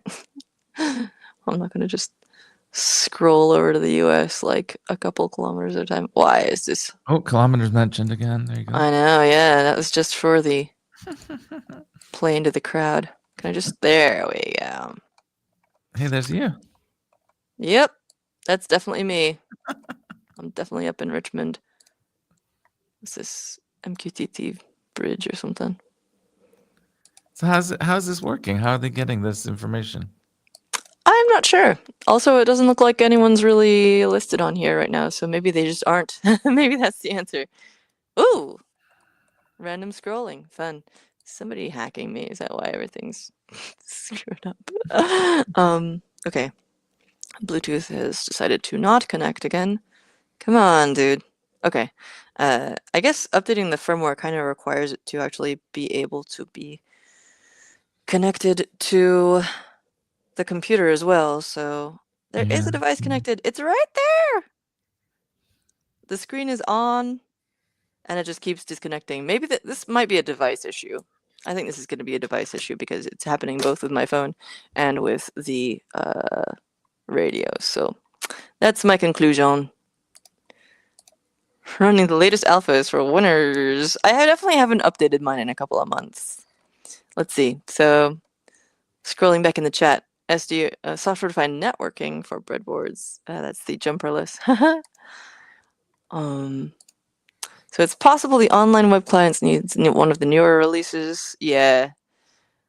So I'm gonna look up the firmware update process because if I need to hook it up to the web to update the firmware or to my phone to update the firmware, but then like I can't connect because the firmware is old, that'll be a little bit of a fun catch-22. But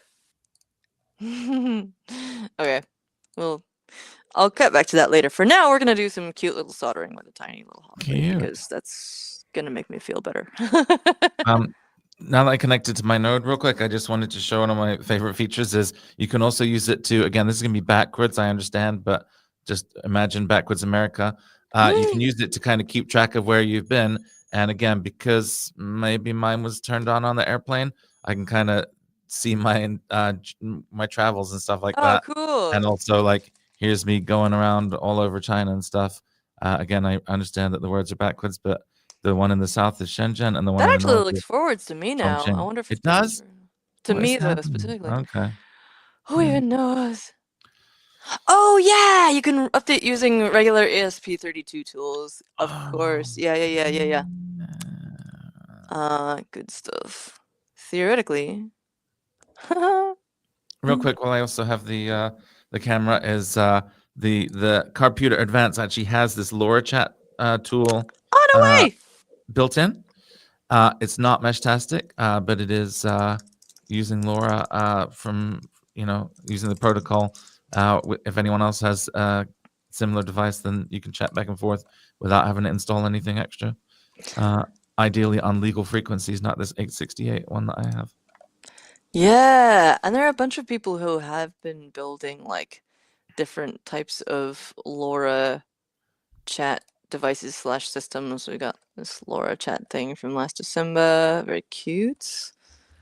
Oops. Do not close my video window. Thank you. LoRa Mesh Chat, another cute little device. We got LoRa QWERTY Messenger, this fella. From 2020.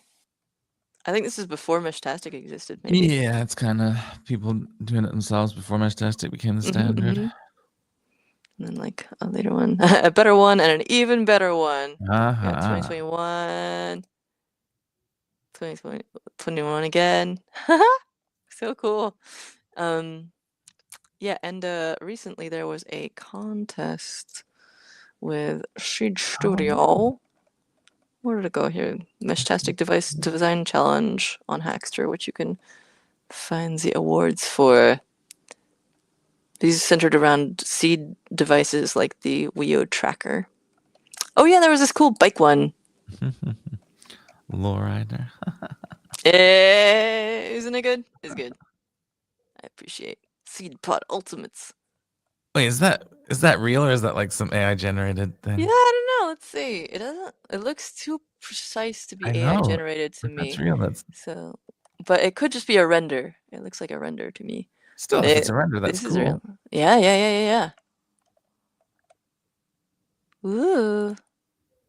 Oh, that's real cute. I love the little lanyard loop on You gotta there. have a loop, yeah. Oh, And these little flexure buttons. Oh, look at this guy! that's looking pretty real. That looks really real. Haha. Very cool. Jay posted a link to the Bay Area version of that map, I Ooh. believe. Oh, splendid. Yes, we're talking about Baymesh stuff. Oh, medium fast. I see. I didn't realize they had a map. Splendid. Mostly talking about weather and training. Yeah, good stuff. So let's see. So back on the Baymesh site, which maybe I closed because I'm fool. No, here it is. There's the recommended settings, and then I guess somewhere Oh yeah, on here. metadata at the top. There we go. Oh yeah, Wow, nice. Baymesh multiple maps. Explorer. You can find out info about stuff. Very nice. Huh. Wow. Thank you for the tip. That's great. So I've got my little hot plate hooked up. It's green, which means it's not currently hot, and that will give me a minute to figure out how to keep it upright while it is plugged in. There we go. What is Sometimes the your cables. surface? What are Oh, you on top of there? this is a piece of spoil board from when I ordered a stencil from Osh Stencils, I think, and it's they shipped the stencil, like a big piece of steel, I think, sandwiched between two of these, which look like they just, are a spoil board that goes under the steel piece when the stencil when they're drilling it out. That's so Uh, fun. it's cool though, isn't it? Yeah, it's extremely cool. It's also not shiny, which is very nice. I'm very over having glare from everywhere all the time during my videos. So let's see. I'm gonna try two different versions of this bad boy. Here is the original, and here is the fancified version. The original just shows the microSD card soldering footprint. Looks like this. This was recommended to me by Nick Poole, actually. So it is very easy to insert and extract the microSD card, and it's quite sturdy as well. It's got a nice little friction fit. Does a great job, and it's also quite compact. So designed around that. It goes like so. A large soldering area in the middle, which is nice. At least I assume it is. Oh, wait, that doesn't look like it has any kind of contact at all, actually. So I designed this, I think, before I received the sockets in the mail. So maybe I don't need a hot plate. Maybe I can just do this by hand. That's exciting. It would make it a lot easier. I prefer to have things solderable by hand. Ha! Yeah, that Nick is says they're definitely not a big old surprisingly solder pad grippy. in the middle. What up? Nick says they're surprisingly grippy. Oh, yeah. Indeed. And Nick has their own YouTube channel with some cool, weird stuff, including like vacuum fluorescent displays that are custom and whatever, and like stuff around. What else are you doing? Like a oxygen purification rig, something for welding or something. I forget. Visit Signal Ditch to find out more. Oh, brain. Yeah, yeah. The charms came in. So excited. This is the pretty one. And anyway, so maybe I'll just do it by hand then. Ha! I'll do it anyway with you know what I'll do? I'll solder one of the LED ones because I gave away my last soldered one, and I'll do that one by hand and do this guy with the hot plate. But that's also assuming that I can actually find all of these things. So we've got a socket for sure. I'm going to test both of these I'll find another socket to do that with. I feel And like we'll people. see if it's an epic fail or a little win. What's up? I feel like people came to see the hot plate, and you can't let them down now. Oh So yeah, you know? it was hyped up pretty extensively. So It's a real fun little device, and I'm actually gonna do an extreme close up here because whoa. that's what we're here for. Feel free to take Really. the whole screen. I don't know that my face is adding anything. Oh to sure, yeah. Let me know if you need screen time. I will. I'm just watching you right now, though. At any point. I trust you to advocate for yourself. Thank you. Okay, cool. Here we go. Can I get even... I gotta move my whole rig here, but it's worth the, like, super close-up view, honestly. It's just gonna jack up my face view when I... It's fine. Ho ho ho. Okay, cool. That should be pretty sharp. Even better. Okay. How are we looking? That's pretty good. Looking sharp. So sharp. So, I'm gonna hit the button to start heating this bad boy up. Oh no, you know what? I'm not gonna do that yet. Or I'll let it heat up, but I'm gonna squirt my solder mask onto here. Where the heck did I put that syringe? If I can just interject, Jay mentioned it can also be used to heat a single pizza roll. Ooh, not recommended. I know that you're joking, but just the thought about the toxicity of that. You could have one dedicated for. You could You have could have one one for, dedicated. I yeah. actually did end up with 3 of these from running a workshop See? for Avnet, but they have all been used because it was a workshop. Used for Alas. pizza rolls or something. I think you might want to go with the MHP 50 for a pizza roll, honestly, because I feel like 50 millimeters is more generous and capacious for a pizza roll. You know. We got a directionality update from Paul. Oh, what does he say? Forward again. Oh yeah, I think mine. Thank you so much for the updates, Paul. I think mine is doing okay on the forwards backwards situation. Fortunately, so probably should put a more precise tip on this if I'm gonna. I'm gonna do lazy style. Lazy style. I'm just gonna skludge some. Yes, skludge is now a word. Skludge. Oh, this is a massive amount. This is the problem with trying to do this without a needle syringe tip. Wait, do I have some from the solder mask I just ordered? Where did that go? That's also elsewhere. Okay, I'm gonna run and grab a fine tip for this real quick. I'll put you on screen, David. Oh, If you want good. to do anything. I'm doing some illegal stuff here. I've gone way off piste, and I'm trying to get the. I'm having a look at what the Arduino Nesso N1 looks like. I don't know if this is backwards or forwards, but whichever it is, here's the Arduino Nesso N1. I'm gonna see if I can get that up and running while Alex is soldering, or perhaps while I've got the screen. Will the camera get hot from the? Oh, that's a good question. Hopefully, we don't find out while Alex is gone. All right, what'd I miss? Your camera melted on the hot plate, unfortunately. Oh yeah, it probably will. I will never skludge. No one's seen the Nesso before because I don't think it's even out yet, is it? It might just come out. Yeah, I know. For the good of everyone's mental health, I'm going to change the angle on this bad boy and make it look like this. Okay. And we will adjust the focus as necessary. All right, so I think I found a syringe tip for this. Although, I think that last time I found that I hadn't cleaned them out properly at the end of the last workshop because we were running around, and so I may have to do some degunkifying. Let's see, do I have a long, thin object? So first you skludge and then you degunkify? Is that the correct? Yeah, I gotta degunkify after you skludge. If you don't do that, like, what are you doing? If I were smarter, I wouldn't have to do either of those things, but so it goes. Wait, maybe this... Oh, I might have found a clean tip. That would be a true pro tip. Ha ha ha ha ha! Clever. look who's in business now. I've still got skludge all over the end of my syringe here, so I'm gonna have to wipe that off somewhere. Oh, skludge the sludge. This is what you come here for, right? Okay, cool.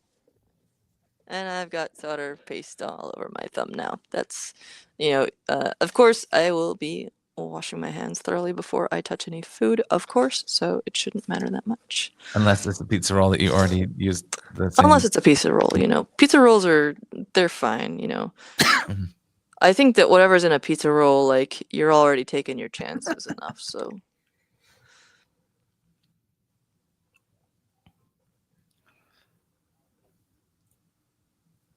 So apparently Tyeth has had been playing with an ESO, so maybe it is out. I'm not sure. It says notify me when available on the Arduino site, but maybe that just means they sold out once. This is way too much solder paste, but I don't care. Skludge away. Skludging. Now, are you refrigerating that? Life. Did that come out of your fridge? Or? I did, yeah. Okay. Although The same fridge that had the pizza rolls in it? Before it was in the fridge, it did sit around for a couple of years. Oh, I'm going to use my fume extractor. Where's the on switch? You can just dab a pizza roll on there and it'll be fine. Where's the on switch? The flux is all going to go away and go into my lungs. Is it just this dial here? Oh, it's just this dial here. Yay, cool, awesome. So, I probably should have put the socket down before I did that, but I didn't, so whatever. Oh, have we got, like, heat distribution issues? Looks like it. Man, it's a good job you didn't put a pizza roll in there, otherwise it'd be hot, cold. This might be because this was the sludge that was already on there. Oh, this is horrible. Oh, no! I'm just gonna... Oh, why is it heating? It's all like... Okay, it's at 220C. I think if I push this again, it'll get warmer. But I think that might be how I super toasted a previous one of these. Where's the super toasty one? I don't know. There's one that went like 5 shades darker because I forgot it on the on the mini hot plate. Oh, there we go. This is still a mess though. It's a giant mess. The nice thing about this PCB is that it doesn't have to be what am I trying to say? It doesn't actually like communicate at all. It literally is just for mounting the micro SD card. And pay no attention while I melt the tip of this syringe. This is a mess. As you may be able to tell, I don't usually use hot plates for stuff, and I mostly have just done like LED stuff. Why do you? Is it because it's lead free and it's just instantly solidifying because it's hitting me? Why are you back to 220? I think if I push this B button, it'll like heat up to the next level. Am I making that up? No, it still says M1. Maybe okay, M2. Should be going to the second temperature level. This might be a power limitation. No, we're getting up to 225, 226C, 227. Oh, this is such a mess. Please do not follow my example for anything ever. Okay, well that's sort of like happening. It's sort of spreading out more. That's good. Got a giant clump on my socket. I've got tons of each of these though. I've got like 30 of these PCBs and I think around 150 of these sockets because I'm just like, I want to put them in all kinds of cool jewelry and stuff. I don't even want to look at the comments. No, it's okay. The chaos is the point. Oh yeah. The toastiest PCBs I've seen were when I worked a job. One of my first maker jobs was helping put together 300 Super Mario. I'll just show you. It's not plugged in, but maybe I can show you this. No, it's in the middle of horribleness. 300 of these Super Mario question mark block themed lamps for a company called 8-Bit Lit at Tech Shop, and we put those together using a toaster oven, like just like a regular old toaster oven to attach the stuff. And Hoo boy! We got some PCBs that were so toasty that they had delaminated. Basically, the layers started coming apart, as well as like looking super singed. Some of them would still work. We wouldn't send those ones out, but oh, here we go. Basically, like this, except that like the layers started peeling apart at one end, and it was special. Well, okay, so again, this is not actually being used for informational purposes. So as long as it like adheres, I'm actually cool with it. um, so maybe it's fine. I'm gonna take this off of here. It's. I'll show you some more about this little fella. So now that it's heated up, it's doing this little red LED thing. And it's on 250 degrees Celsius. You've got M2 is the second temperature setting. It's got A and B buttons on the back. Why am I doing this with it's hot? Doesn't matter. The A is for like turning it on and like changing the temperature, and B, I'm not sure what B is for, but so once this cools down, it's actually cool enough to touch now, but I don't want to screw up this micro SD. I should have a like sacrificial micro SD card just so that I don't end up messing up something I actually like. Here's a fun thing. Beagleboard.org. I have two of these little lanyard things that hold 8 micro SD cards each with Oh, space that's to label great. them. Aren't they so good? I've had these for years Yeah. and years, and they continue to be so useful for things like 3D printing files and QX stuff. Like there's a second one like QX, different things and whatever. So anyway, let's see if this works. We'll find one of these blank ones. I think this 8 gig one is blank. Yeah. We'll see if this goes in. I might have screwed up the spring clips with my Oh. janky ass soldering on here, so that's the main concern. Yeah, I think I did. But that's okay. We will do it again. And I think that I'm gonna try. We'll try just like messing around with it a bit more. So now I've got my like Skludgificator 3000. I'm gonna try just putting it around the edges on this bad boy. And oh, you know what I was gonna do as well is I was going to toasty. Actually, that's kind of nice. It's pretty chilly in my apartment. But anyway, I'm gonna try and actually put the thingy on here before I put the entire assembly on the hot plate. So scoot over and we're gonna do this.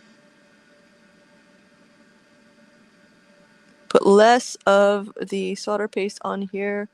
I'm also going to exclude the bottom part where the fingies are, and maybe that will help make it more better.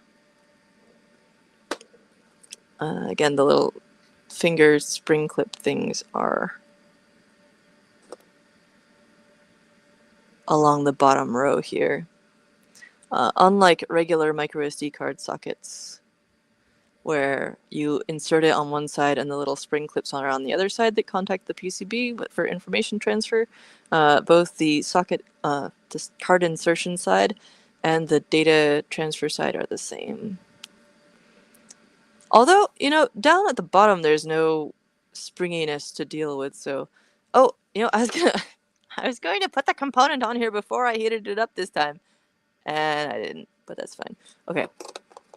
I'm being more careful so I don't get giant clumps of solder that are gonna interfere with anything. Let me drop this on. Definitely should have put this together before.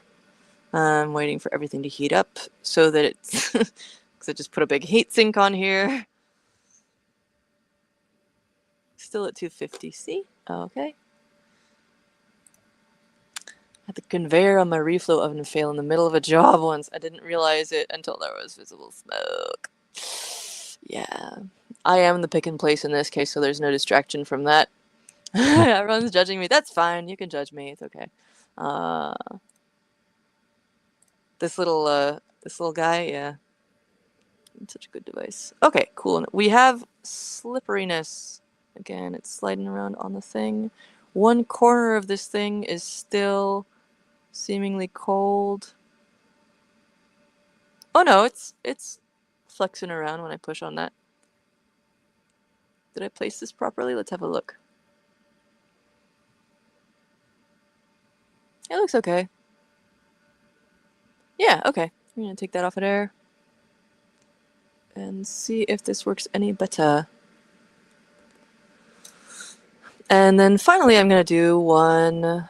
I kind of changed multiple variables on that one. We're using the fancified version with the little Sutro tower on it. And I put less solder paste on and stuff. I'm going to try one more of the regular ones with a little bit of solder paste around all edges. And I'm going to actually put the socket on before I stick it on the hot plate this time. This is glooping everywhere, so I'm going to try and get that off of there. Yeah, so I think I might have tapered off when I was going to say this, but the workshop that I ran was in 2021 when I got these specific tubes of solder paste. So before they went into the fridge, they did kind of sit around for like multiple years, just while I moved and got my everything together. So, Do they have a while date? Do they have a date on them? do they? Usually. Huh. Manufacture date 22/12/05. I thought it was in 21 I ran that workshop, but I guess I designed it in 21 and then ran the workshop in 22. Huh. There's a... I'll just push this off to the side and show you more close. I recently also finally acquired a flux pen, which I'm very excited about. Where did it go? That'll help with some stuff as well, but that's more for regular soldering. Okay, so It's this also time... nothing that expires quickly if you don't use it. Yeah. But I mean, I guess like this is not a super high stakes thing, and as long as it kind of does the job, it's just sort of like fancy glue in this particular situation. So I'll deal with whatever. I did run a workshop actually a couple of weeks ago that used the same tubes of solder paste, and it worked quite well. So that was just for LED blinkies, but they did the job. Is this too wide? I was kind of going off of a schematic that had some confusing elements to it, which I'll show you in a sec, in order to design the footprint in the first place from the data sheet. Ooh! Haha! Dropping stuff everywhere. Watch it do the thing. Oh, it's so nice. And with smaller components, when the solder paste melts, it will pull the component into place. But in this case, I think I need to give it a little jog. The tweezers. Well, maybe it's fine. Jog. There we go. And we have what looks like pretty good situation. Let's add a little more over here. I honestly love everything about this process. It just, even these little touch-ups where I'm like adding more, I probably don't need to do this, but it's just so cool. And I should be using tweezers to do this. Haha. We've got a comment here that I'll pull on screen in a second. Nick says, I pray at the altar of a Loctite GC10. It's incredibly temperature stable. I never refrigerate it. I just write the date on the lid, and after a while it graduates from professional to personal projects. Schmort. You have to buy a half kilo tub at a time? This has to be flux, right? Let us know. There is, for what it's worth, there is, I think, a new chip quick that is more temperature stable. And I should be holding this further from the hot plate, just for good practice, but I'm not, so whatever. Lol. I think it still needs a little bit of a nudge. There we go. Nudge. There's probably plenty on there. I'm just kind of having fun at this point because it's so fun to see it go. Oh, could I use a little extra over here? Don't mind if I do.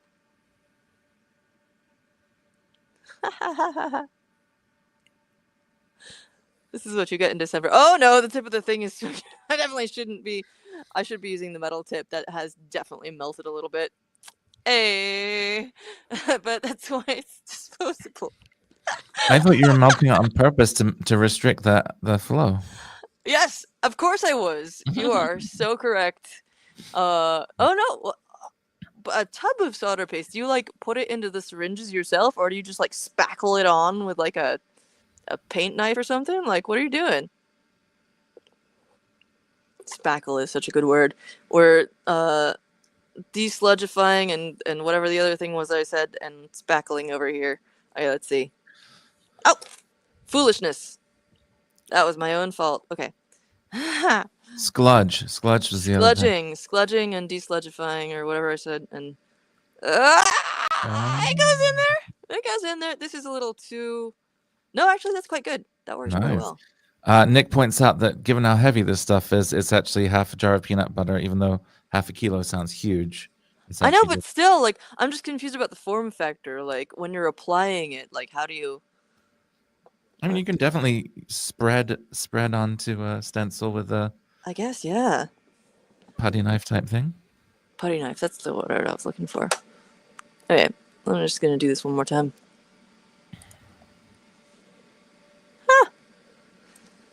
See, I'm the opposite. I do enjoy a stencil, but I enjoy the little squirty squirt a little more for some reason. Stencils are very nice. I think it's just like, it feels like more. I gotta get my shit together more in order to do stencils. I have to like, have the little stencil, and I have to have the solder paste, and then I have to like, clean up the solder paste off of the stencil at the end. And so for me, it's like, I'd rather just do a little squirty squirt wherever, and you know. Also, wow. Oh, did you have? Are you talking about like maybe a push one or a hinged one? Maybe. I originally bought push ones, and like I was saying, I got put onto these ones from Nick from when he was working at Spark Fun, and they used them in a couple of things. So here is this guy. It works so nicely. And here is the push one I originally got. I always loved these and was like, I'll never use another type of micro SD card socket because they're just so satisfying. But both Nick and I have experienced issues with like fragility.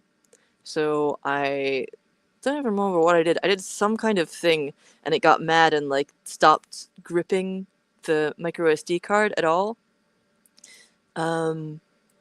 Very satisfying though. Pushy ones that cover 80% of the card area. So I'm going to turn off my little fume extractor now. And come back on screen. Oh, you know what? If I get around to it, maybe I'll find my components for the LED boards. And I now also have to look around the fume extractor. So, and hand solder those maybe if we get around to it. But so the solder paste also comes in a 0.5 kilogram machine syringe cartridges for automated application. I bet you can get a tool for actuating those by hand. Cool. When I moved my entire camera setup down, now I can see myself over the thingy. I feel like you're taller. I am taller. Totally different footprint. I think that push you on you. Yeah, these I've been getting all these from New York just out of habit. I've been building over time a like list of maker-friendly components that I found on New York, including my favorite little blue LEDs from Worth Electronic. They'll like are nice and super bright. And so just to have everything in one place, I got both of these off of New York. And when I publish it, it will have links to those. What you got there, David? I was just trying to figure out if I had enough USB length for this. Ooh. Just so the Nesso is alive and maybe too bright to see. Yeah, there's some glare. What you could read if it was backwards, or perhaps it says drag to reveal. And if you drag, it does this really cute little animation. Oh, yeah. Yeah, so it's a little touchscreen, obviously. Now, if we open that up, it does a little What if you pull it Arduino away jet. from the... Oh, no, we can see that now. Yay, ESP ESP32C6, 32C6, LoRa, such LCD. etc. Ha! And Cool! the other thing I wanted to show about, oh, there's the little animation. Ooh. So obviously the Nesso line is all about like having a pretty display and stuff. But I was like, oh, there's no antenna in the box. What's happening? I'm looking in the box, no antenna, no antenna, no antenna, and then I'm kind of playing around with it. I'm like, Did you what's open it this? up? What's this? Oh. What's this right here? Oh, Oh, wait, what? What is no this? Oh, way! oh. Oh, The it's antenna so actually lives good! inside the Oh device. my god! Uh-huh. Oh no, that's too good. I didn't forget Oh the antenna. I just no, that's didn't really notice it. good. That oh no is the sound of me. Oh, interesting. It seems to have like glitched out the screen in a specific way. Ooh.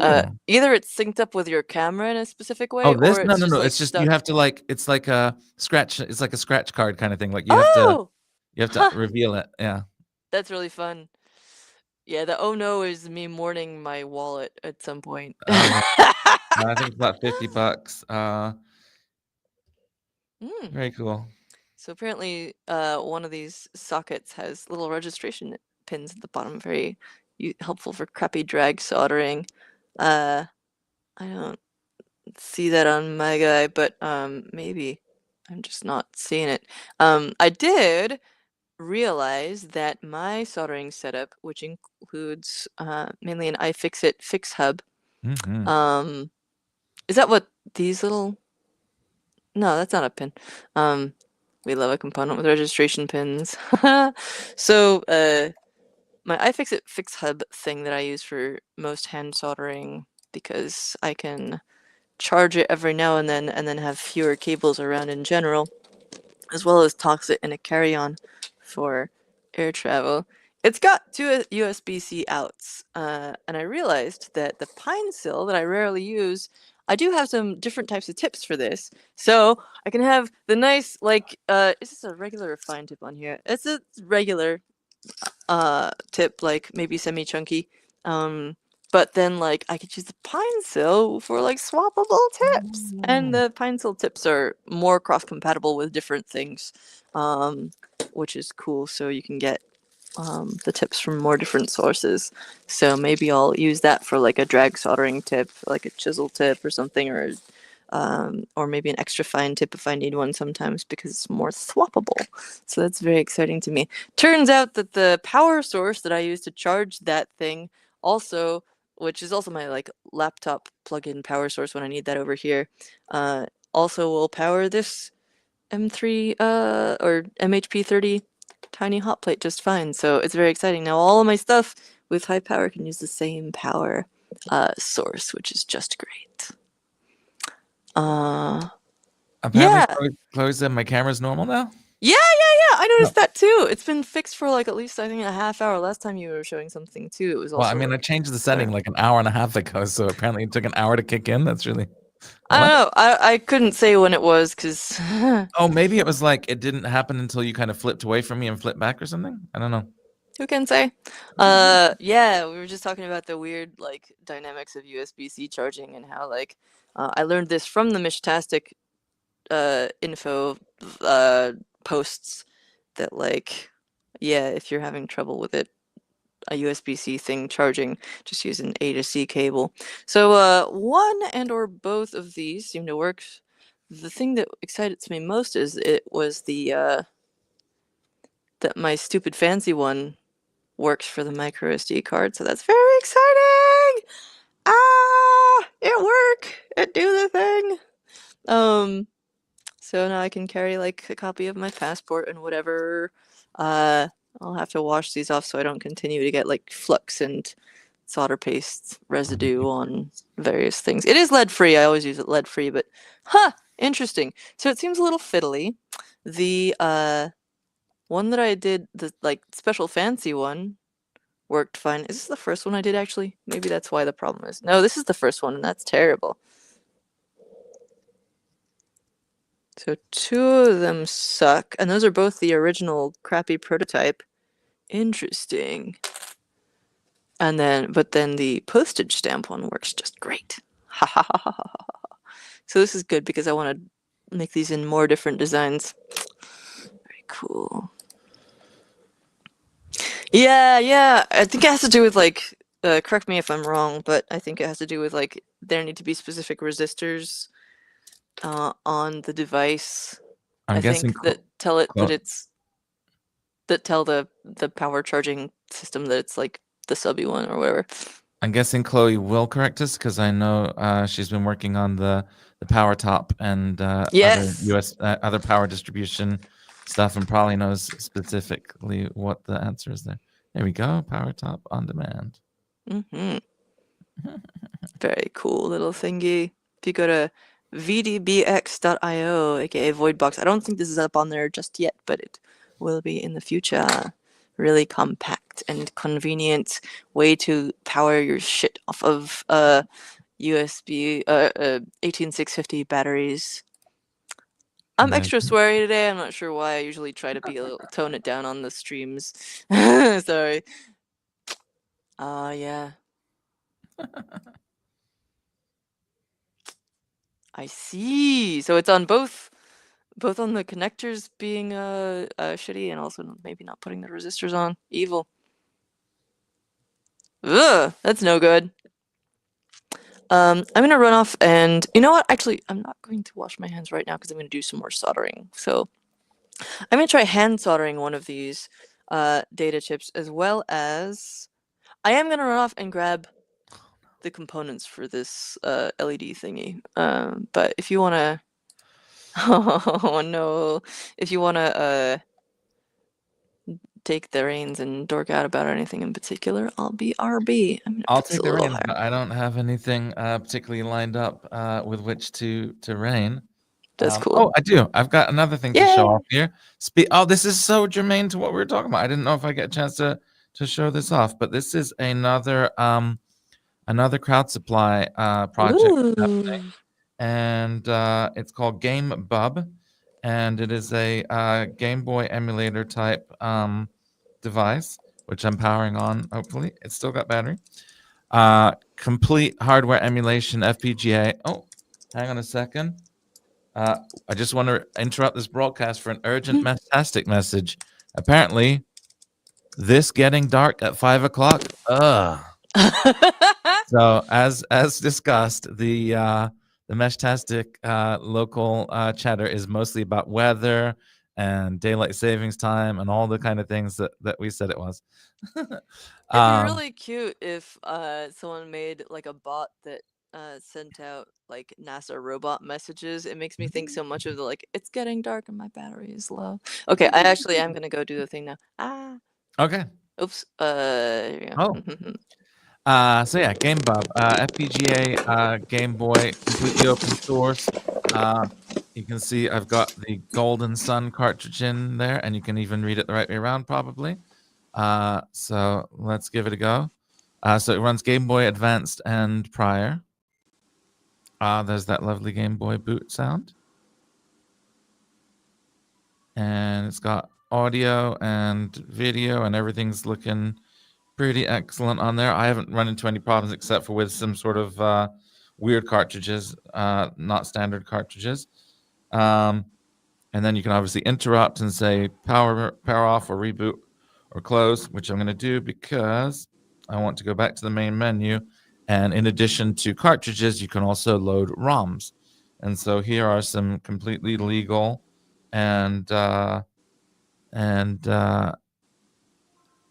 non IP violating ROMs, open source games and things like that. This is a particularly fun one about a dog in space called Good Boy something or other. I think it's going to come up in a second. Maybe I should turn the ring light off. Let's see if we can get that. Oh, there we go. Good Boy Galaxy. This is a really fun indie game about a dog. And the other one I wanted to show was, if you go back to the main menu, load ROM. A lot of people are probably familiar with Celeste.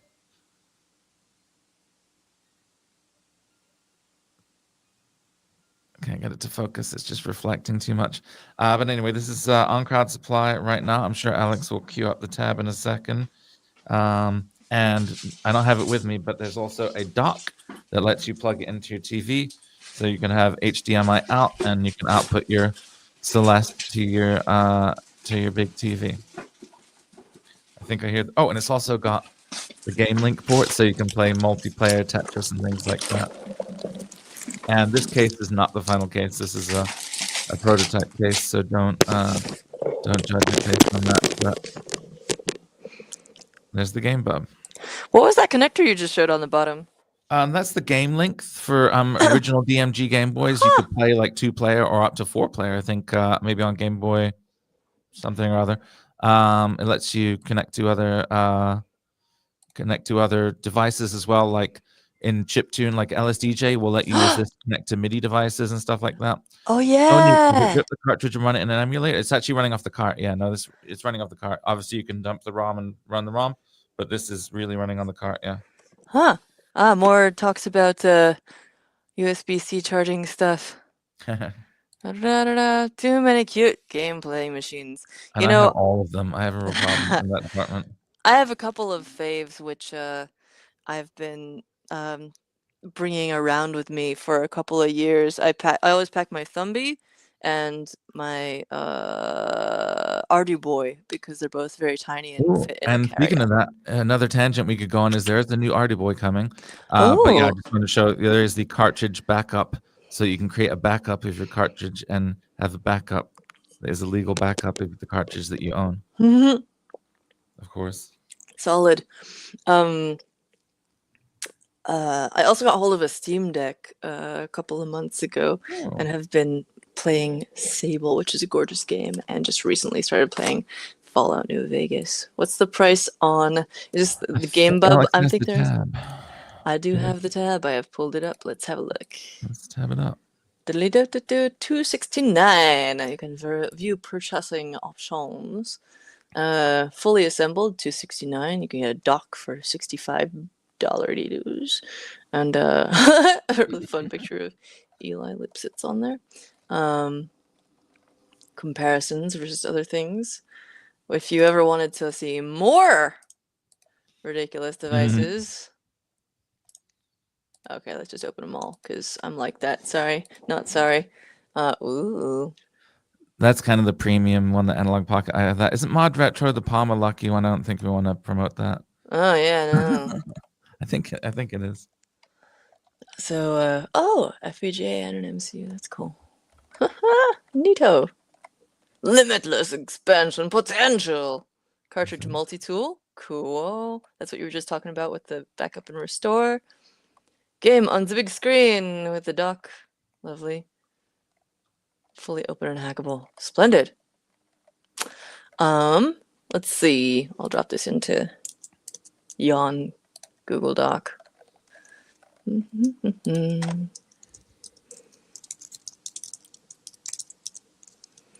Okay. Here's the other.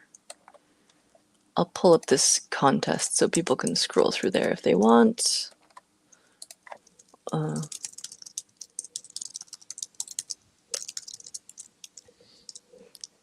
See the winners. And I was going to. Oh, they're not selling that LoRa mesh thing anymore. So here is my Alex's Meshtastic notes, out of date. Okay, cool. Keep seeing ads for the Chromium. Is that one any good? Maybe you have an opinion there. Is that the Chromatic, perhaps? Maybe so. Go back to this comparison page. Oh, the Mod Retro one? Again, So. personally, I'm going to say please boycott Mod Retro because that's Palmer Lucky, not Palmer fun. Lucky, who is not a very cool guy. Super militarized, etc. Kind of freaky stuff. Let's see. There's something else. Oh, alas. Man, running a hardware business seems incredibly complex to me, and I will not pretend to know everything that goes into decisions like that. But anyway, we got I have my components for this LED PCB. Big chonky surface mount switches. They have these little nubbins I was talking about where I usually don't design my PCBs with those holes in them just because I'm lazy, so I clip them off with my side cutters. And that's what I'm gonna do today. And then I have, I recently somewhat organized my kit for these Avnet guitar picks, PCBs slash earrings that I designed back in 2021, which is that kit I was talking about that I ran the workshop for with this ancient solder. Pardon me. But, so I've got a bunch of components already grabbed, including this little CR1225 battery clip, surface mount. All of these are surface mount, actually. And then I put in this little case these are compostable bags. I forget where they're from, but they're little tiny bags you can put the kits in. And then like a bunch of these little card inserts for the kits. Where'd all the other bits are in here too, I guess. Haha. Clever. Oh, because I didn't want the cards to get squished, and I wanted to put other stuff in there so they wouldn't like bump around too much. So this is like my previous solution for a bunch of tiny components, but as I said, I think I'll leave some in this kit just because that way I can easily put together the kits in the little bags and stuff. But I'm going to grab my shiny new Walgreens pill container slash small electronics organizer, and I'm going to stick some of these LEDs into here for easy access in the future so I don't have to do what I just did and run and dig out a whole ass kit. So I'm putting a few of those in for the future. It feels very like putting a few like eyes of newt in the potion or something. Let's see, we got these smaller micro SMD switches, which I'm not going to use for this, but will be useful in the future. Picking a random color for the switch container. A dash of tiny surface mount switches. I'll put the big ones in there too. I probably should have labeled those LEDs. I'll just do that later. Oh, you know what? This is already in the kit, so I'll just stick the tape label from the LEDs onto the container, wherever it went. Here we go.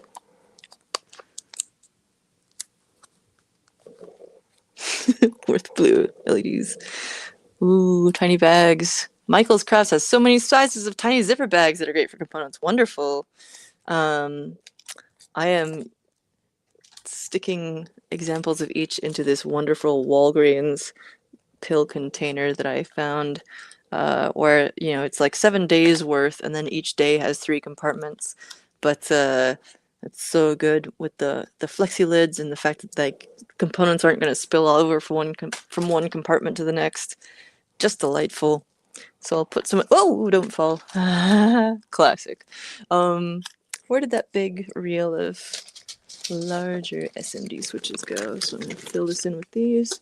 Just dump out a bunch into my hand because they don't need to be in. Oh, you know what? Yeah, actually, if I'm just putting them in the capsule, then I don't need to have them in the cut tape format. So this will be my switch container. Haha!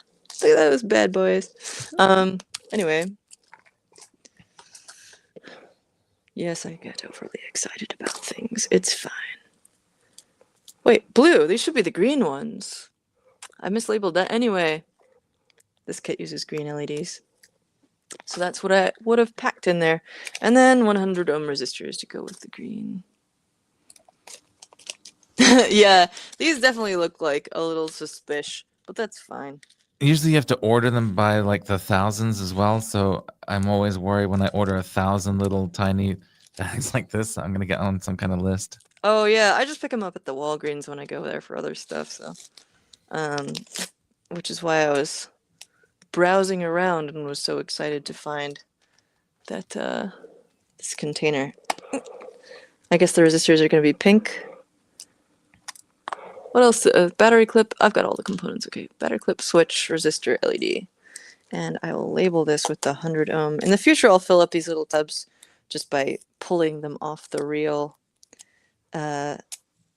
without the little without cutting them apart, because that's silly, because then you have to use tweezers to get the little plastic film off of it, and it's not convenient on either end. But these are very good for, this way I can instantly put together a kit for somebody. Oh, it's been wonderful having you, Vault the Robots. Keep on steady crafting. Hell yeah. Jewelry making department. That kind of makes sense, jewelry findings. My friend my friend Ching Ching just gave me another organizer thing, because I was blabbing about this organizer the other day as well on my Tuesday update blog stream. And so we hung out yesterday, and Ching Ching gave me this like other one that is apparently designed for diamond painting crafts, where people like do the sticky stick and you put it on a piece of paper.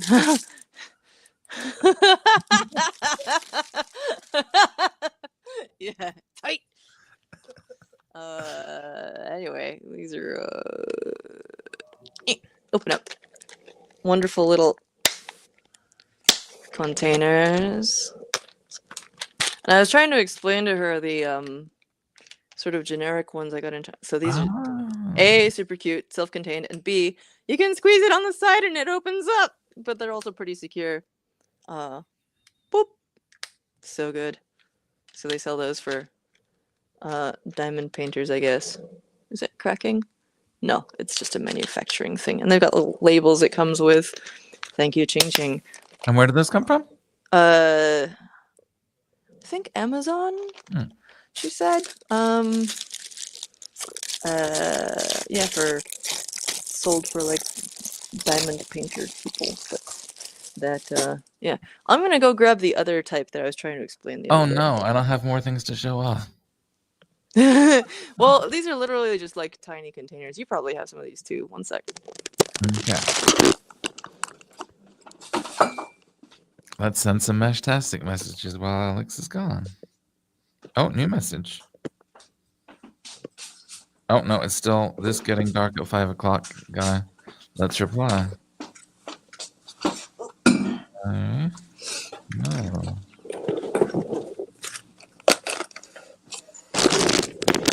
I just got why you said that, but fortunately this was a quick detour. Okay. So I was trying to explain to her these ones that I got in China that are sort of this generic, actually designed for hardware, I think, one where they like attach to each other? They attach to each other. Awesome. And they're kind of great in that way. I did a really shitty diagram of like how they attach, and then like you can open them up like this, boop, and it like spring loads open.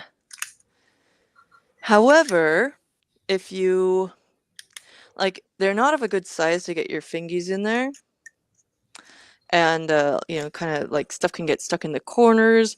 But if you want to do this, you gotta like turn the whole thing upside down, and it's kind of like a pain in the butt. So really cute, and they like do the job well for storage, but like not the most practical when it comes down to it. But it is cool how they like all snap together, so you can reconfigure.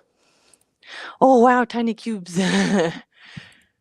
I'm curious whether this was about the jamming a switchblade into a bag of resistors, or if it was about like what else. I'm sure Nick can create this video for us. Oh, absolutely. Oh, apparently SparkFun used to sell these. Yeah, they're cool, but not my fave. Back on the subject of cool pill containers I found at Walgreens, this one, I think probably there's a problem in that I forgot which side was up, so that would definitely be an issue. But it's like a very elegant one. It looks like you're about to unsheath a katana or something. Oh, you're so right! I could totally print like a handle for this thing and put some ribbon around it. You like do that and put it back real quick, and then all of a sudden your circuit is populated. Marvelous. Magnificent. So what was I doing? I was going to put together a circuit. I was going to hand solder some stuff. So let's put this tiny little hot plate away. It takes a while to cool down, but that's good now. Definitely jamming my fingers onto it is the best way to test. Directly onto it. It's been unplugged for a while. I do try to do the like back of the hand above the thing. It's got a little silicone cover for it. I just want to show you again because I don't know why it does this, but it does come apart like this for some reason. Can you switch a 50mm top on or something, maybe? That's a good question. I don't know. It does say MHP 30 on the bottom, and I wonder if it has like specific power for that size. But also, I think this came out before the MHP 50 existed. I definitely bought them before. Like, I only recently heard about the 50, and I've had this, for years and years. So I don't know. This is so you can have one dedicated plate for pizza rolls and one for. Yes, of course. Of course, that is why. Yes, it was indeed about. So we have an official video request, Nick. If you feel like obliging this, feel free to use that idea. They also seem to exclusively come in those ugly colors that connectors are made from. Yeah, pink has never been my favorite, but I actually kind of like this better than regular pink. I think because it's a little bit desaturated and it's like very obviously techie. It's like one of the few pink things that I own. It's just never really been my color. Yeah, I mean, that is exactly what I do every time I'm there. I have so many different, like, I've also got some of the little flippy top ones that I use for, like, storing mask charms in, like, the little magnetic, like, hex nut style, oh, this one came from a jewelry place, but, like, same kind of concept, this fella. Put earring findings in that, you can't see shit there. Yeah, this kind of bad boy, but for, like, with days of the week printed on it. I'm pretty sure this has 7 compartments. I'm pretty sure this is just a pill organizer that the gem company like gave me for jewelry findings. Anyway, oh, and I actually even have some batteries. Yay! That's good. So let's not just spread stuff haphazardly everywhere. How about that? That is an incredibly aspirational goal. But, we'll get there. In the meantime, I'll just keep testing 80 different organization systems and never settle on one, but that's fine. Yeah. I usually just hack these open with scissors because there's no other way. Just cut off half of the bubble there. Okay, so let's pull up my camera. Yes. It reminds me of how there is a city in Chile called Valparaiso that's right on the shore. It's like a port town, and the buildings there are painted in these brilliant, incredible colors. Like right next to each other, you'll have like lime green and like banana yellow and like deep azure and like all these other stuff. And someone told me that that's because they're using, at least in the past, they used like leftover paint from ships to paint the houses. But the result was that you got these just like incredibly vibrant house colors everywhere. So let's see. I'm getting hungry, man. So hand soldering, and then I think I'll be good for the day. But I'm gonna do both my little socket here, see if that works, and also one of these little blinky guys because I gave away my example one, and again, I have these switches with little nubbins on them that I'm just gonna hack off with my side cutters. There we go. Nubbins.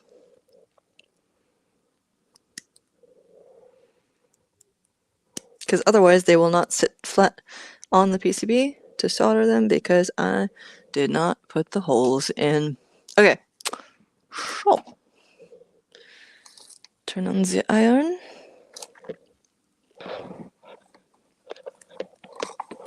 Grab my solder thingies. And OmniFixer. Fill it here. And do my desktop camera.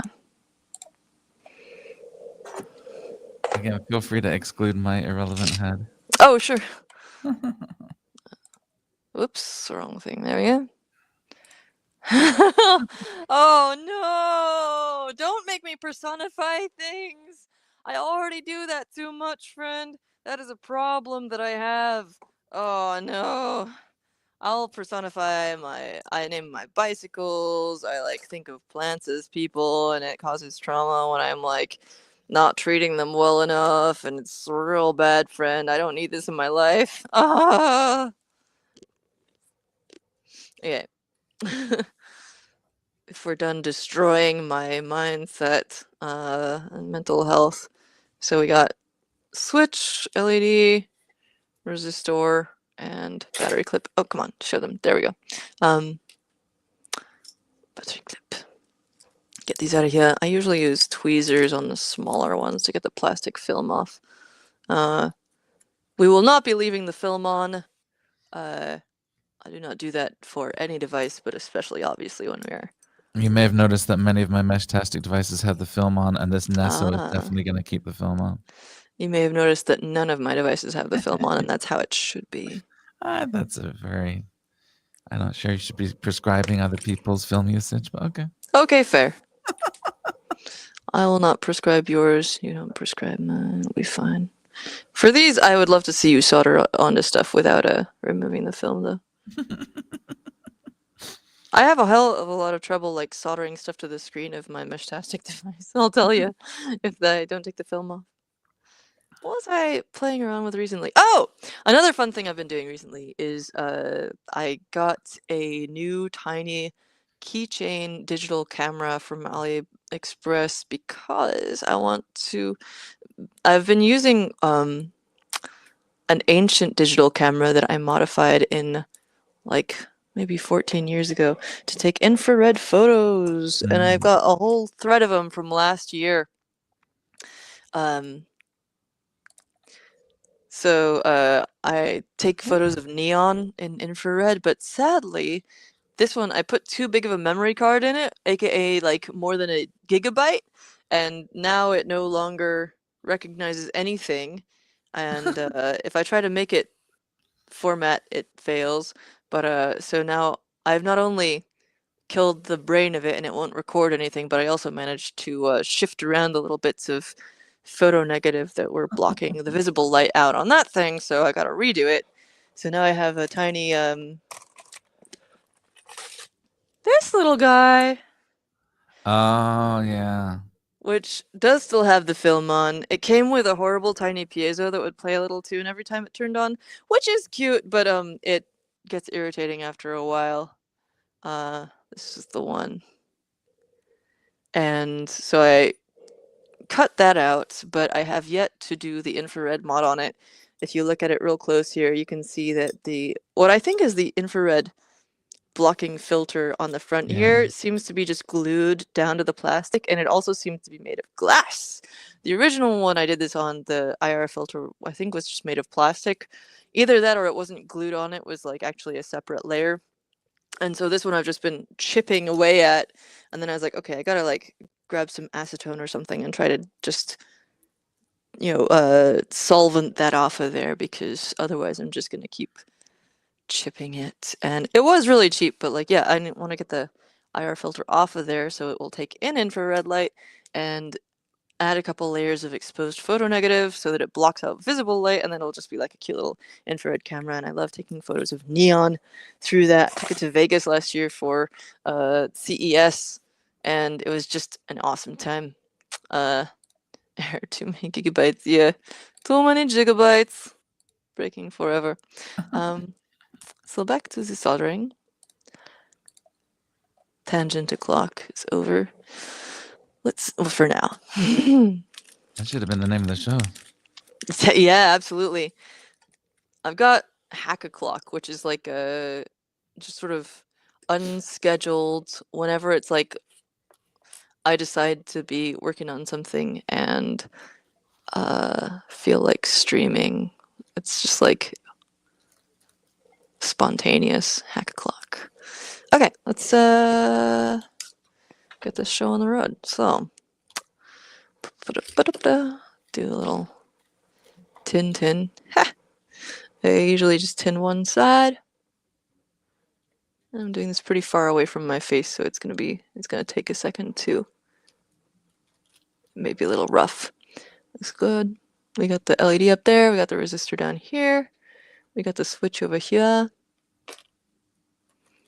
I'll put a little more on there. Uh-oh, what happened?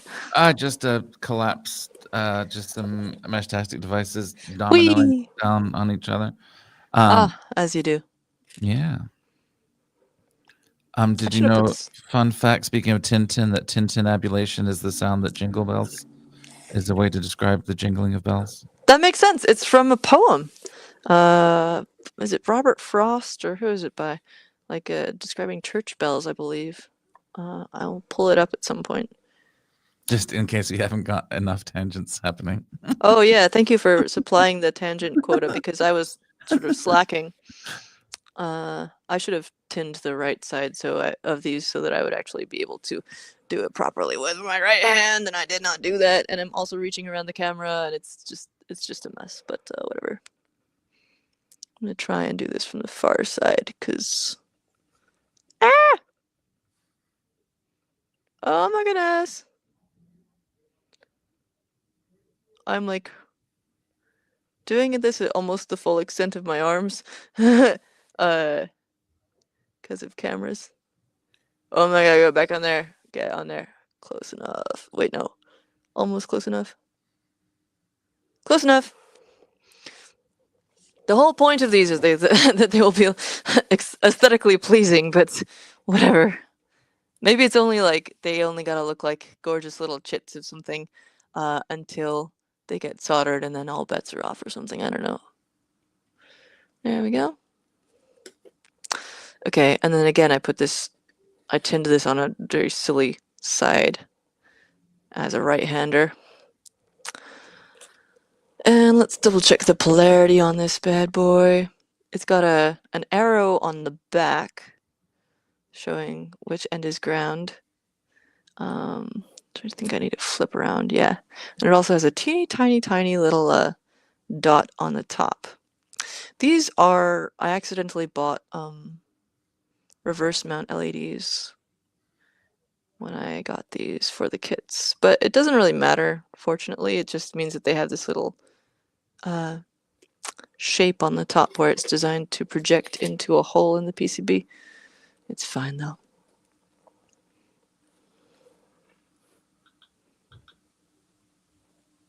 Get a little more thermal contact on there. As always, I used 1206 components so that I can solder them by hand as well as on a little hot plate. Just keeps it easy. Put a little too much on there, but that's fine. Only going for functionality here. And put a little switch on.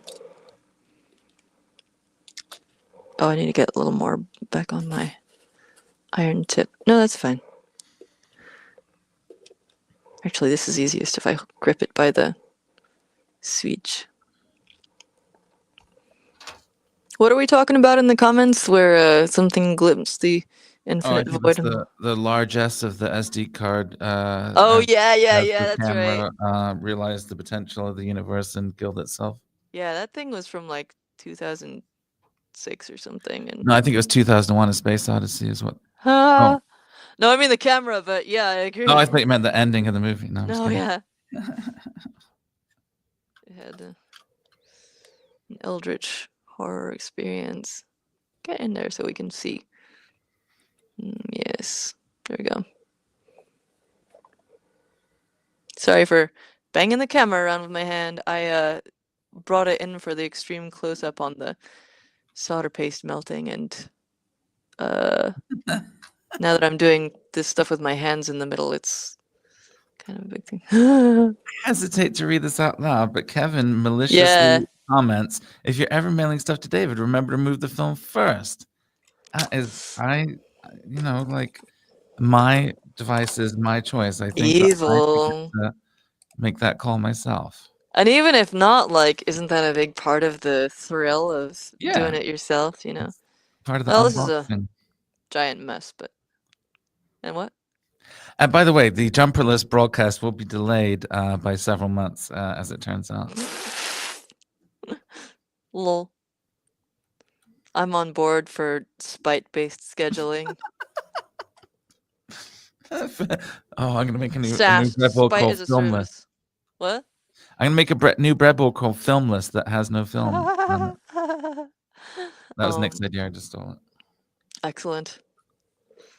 Oh yes, just bought one of those. Oh yeah, I do love an OmniFixo. Also for people who use PineSill, there's a cool 3D printable case that has the OmniFixo mounted as like a slide top on it. Very cool. Thank you, Maker Block. Someone's got my back. I mean, why stop there? Why not put extra film on? Like, yo, dog it. Just put film on everything. Like, where it's supposed to be, where it's not supposed to be. Yeah. Are you a real film aficionado if you don't put extra on? Yeah. There we go. You just have a tear off. Every time you use this screen, you just have a tear off. Yeah, like Post-its. I didn't realize that race car windshields were like that. That's so cool. Some of them are. Some of them, like Formula One, obviously don't have a windshield, so the visors themselves have tear-offs. So a lot of times you'll see when they're in the pit or when they're just getting sick of having a bunch of gunk on their face, they tear off a strip off the visor, and that's how they clean it. Whoa, cool. Is this properly? Which is not what I'm going to do for all my devices. Nerve-wracking. I'm like looking between the screen and my full extension arm soldering. This is, some might say that it would make sense to set up my studio so that I don't have to solder a full arm extension, but those people, I say, why would you bring this into my life? Logic and rationality and reason. Also, I usually put a little thin layer of solder on the center contact, which I forgot to do. But I think it'll be fine. I think these batteries clips like hold tightly enough that it shouldn't be an issue. However, since I did this in a hashtag aesthetic sort of way, the contact for the LED is not like fully, it's not a whole little, there could be more contact there. So hopefully there won't be an issue, but we shall see. We shall find out now. My new version of Charmware, by the way, no longer has giant copper pores that suck down the heat when you're trying to solder it to it and then burn your fingies when you forget that you just soldered to it. So this was one of the first PCBs I ever designed. Anyway, yeah. So inspired by the fact that I'm picking this up and touching it just mere moments after soldering. Okay, here's the moment of truth. Hey, cool. So it's designed to like basically be embedded in some jewelry and have like something over the front of it, and then this shines like a cool little backlighting on your hand, or not your hand, on your like your head, face/neck or wherever you put it. If you wear it as an earring, there's like this kind of a thingy. I love that effect. So cyberpunk. And then you could wear it as a necklace or something. It's cool like underlighting effect. I think it looks really cool, and I think that it like enhances. It almost works as a kind of like cyberpunk makeup, in my opinion, where it just like creates these cool areas of like highlight and contour, and like which is stuff that I don't know how to do with like actual makeup, but it just like gives you this cool glow, and I like that. Anyway, so that's yay, it works. Now I have another example board that I can tell people what the heck I'm doing, and my little board works with the micro SD stuff. I'm so excited, which is good because I gave a bunch of people these, and it's good to know that they will actually work. All right, so that's what I've got from today. I had some issues. I'm going to be trying to fix my Meshtastic Heltec V3 device and get it to talk to my computer/phone again so I can do stuff. And if that fails again, then I guess I'll use the ESP tool situation to update the firmware from the command line. And what about you? How did you end up? I was going to start jumping into maybe some Nesso hacking, or I can also not. Either way, kind of running out of things to explore. I'm noticing that personally, I am experiencing hunger. Yes, you mentioned. And usually we go for like 3+ hours, but today, unfortunately, I'm not sure that I'm up to it. I had a big nightmare, and as a result, did not have as much sleep as usual either. A literal nightmare. Yes, a nightmare. Oh no. It's okay though. I like gave him some punches. I ended up like scratching somebody's face in the dream and being like, "Get out of here!" And, Oh, like, you know, new Meshtastic message. Hello. sounds like time for a perfectly warmed pizza roll. Hey, another Meshtastic. I would like to, maybe I'll grab a snack. If you want to get into the Nesso stuff, yeah, I'm gonna grab a snack, and Can I grab a snack also? and we can keep going. Like, I do feel like we said it was gonna be Meshtastic stream, and I haven't really done any Meshtastic because of my thing freaking out. But maybe I can do some other SDR stuff, or just like radio stuff with the ham radio here. I've still never hooked up the radio thing from CC Camp, so maybe I'll do that. Okay, Okay. okay, I'm back in. I'm back in it. All Tag me right. back in, Coach. I'm ripping a layer of film off of my brain, and Yeah. we're gonna go back in. Okay, I'm washing my hands again and grab a quick snack. Do you want to go first? Cause Do I I want to might grab a be. snack first? Yeah, Sure. If you got stuff to I'll cover. hold it down. Okay. You've held it down Okay. multiple times today, All right. I'll so go grab a snack. I'm gonna have a quick look into the radio Enjoy more jumperless documentation. t-shirt. As Yeah. well. Now this is the part where I trip over that thing that I said I was gonna trip over. Oh yeah, I'm glad that that happened. That was the sort of like Chekhov's ring light situation we had going on. Yes, a rare streamer second wind. It does, I often find so one thing that I've been doing this year as I like get out of burnout is feeding myself dopamine bombs, which is the way that I describe basically just like should I get a chortle? Anyway, it's just like so fixing my KiCad setup was one thing here where it's like I am after like being really discouraged about my ability to like do bandwidth on anything, um it's like I'm re-empowering myself to do the things that I love and also just like finishing projects and finishing stuff like making that um like getting Archie back up to functional order again. And so you know in the very short term sometimes it eats up a bunch of energy, but then it like sort of gets me to the next echelon of recovery by just like giving me a big sort of mental health boost and making me be excited about electronics again and stuff. So, uh, anyway, here we have this radio badge from CC Camp 2015. It's got this little joystick guy that's got DECT, which is like a phone system that they sometimes set up a whole phone network at the camp. And GSM, I guess cellular, Iridium satellite stuff, GPS for location, ADSB, Tetra, and Dark. I'm not sure what those are, but we're gonna find out. Reward brain for work good, yes, and inspire more good work good.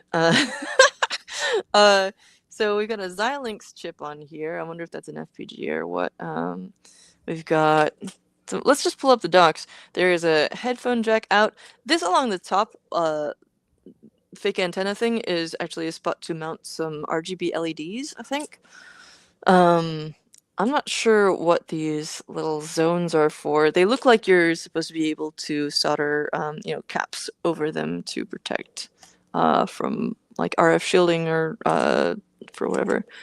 This over here, I don't know if that's like for to attach a large antenna, maybe, because it's got stuff on both sides, and it looks like a little PCB antenna indicator right there. Is there a small PCB antenna on there? Oh, here. And this might be another antenna connector. Oh yeah, it's even got like an antenna symbol on here. Here's the back of the thing. Yeah. So, yeah. Although, you can kind of like random symbols on here. Although this headphone is directly opposite the headphone jack. So, yeah, I've never actually used this thing. I even sort of guessed on which USB thing to plug it into because there's A and B and it doesn't really say anything. But we're going to go to rad10, which seems to be the letter O. Rad10 dot badge dot events dot ccc dot de, and I think I'm kind of wondering if this is going to resolve because I tried going. Oh, it does. Cool. I tried going to the cardio one fairly recently, and I think that one or more of the URLs I had been using for docs on that had changed. But here we go. Alrighty, you're a proud owner but completely new to radio. Check out the how-to pages. Oh, good documentation. This is so good. Full-featured SDR, half-duplex transceiver. What is the difference between simplex and half-duplex? Simplex versus half-duplex. The way I understood it before was that simplex is like one direction and that duplex is transmit and receive. But let's find out. Sender can send the data, but the sender cannot receive it in simplex. Okay. Half duplex, you can send an. Oh, I see. So you can only do one at a time, like a walkie-talkie. Gotcha. And then presumably duplex is both at the same time. Huh, that's really cool. How to change the nickname. I did that back in the day. How to change the default application. I don't even know what the default application is or how to trigger it. So I guess let's try turning it on and see what happens if I like push a button or three.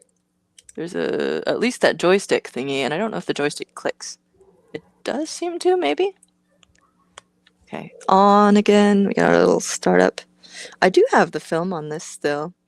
And we're gonna try what happens if I say, ah, look at that!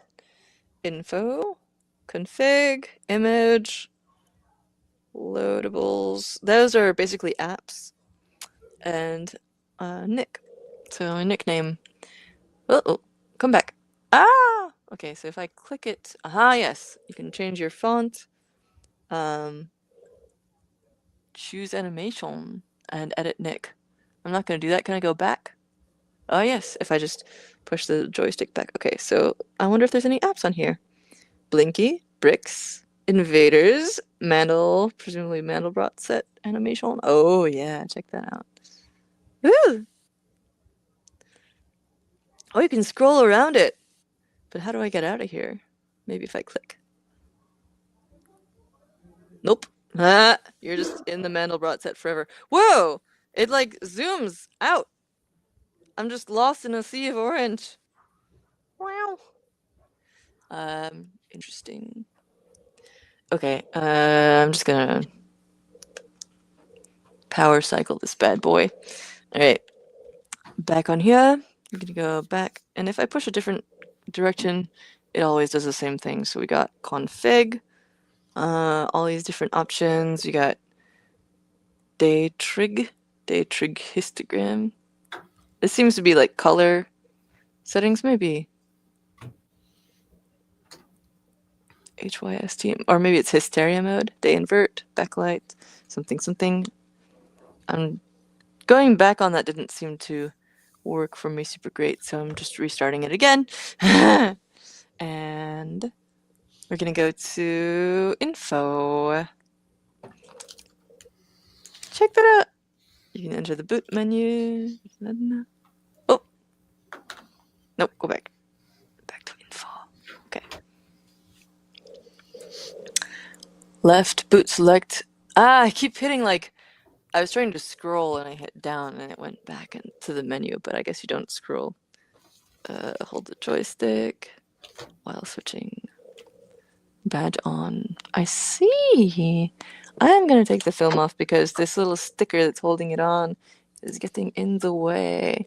Okay, film removal time. Ooh, there we go. So pretty. All right, David, did you get a snack? Yeah, I got What'd a you bunch obtain? of stuff. I got a snack. I also got my jumper list, just so I could, just so I could check and see if the film was maliciously removed, and it just says remove this on it. Ha! You can still completely see the display through those words, so I just use it that way. It's so good. Okay, what did you get for a snack? I must know. What did I get for a snack? I got an RX bar, which is 3 egg whites, 6 almonds, 5 cashews, and 2 dates, and 1.2 grams of protein with chocolate sea salt flavoring. Surely 12 grams. Oh yeah, that'd be good. One cannot live on 1.2 grams of protein. 12 grams of protein. I'm always there for the protein. Solid. All right, I'm gonna wash my hands after all the soldering and grab a snack. All right, while you're doing that, I can show off the KVM Go that I actually remember to grab. Awesome. So this is the Open Interface KVM Go. It's a diminutive version of their original KVM tool, and it matches my today's watch strap rather well. This is the HDMI version, so with the original larger thing, you could plug in VGA or HDMI, but this one, because it's a smaller form factor, you have to choose. So you can just jam HDMI right into the side of your smart TV or Raspberry Pi or whatever. You'll also see there's a micro SD slot above it, and on the other side, this is the USB-C port and also the USB-C port, one being for the target and one being for the host.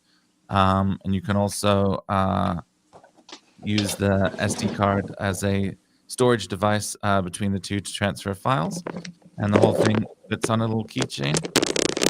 It's this little lid clicked on there like that. I believe we already dropped a link into the document. Surely did. With the crowd supply campaign, but the crowd supply campaign I think kicked off last weekend. So it's currently active. If you want to grab one of these, they are available now.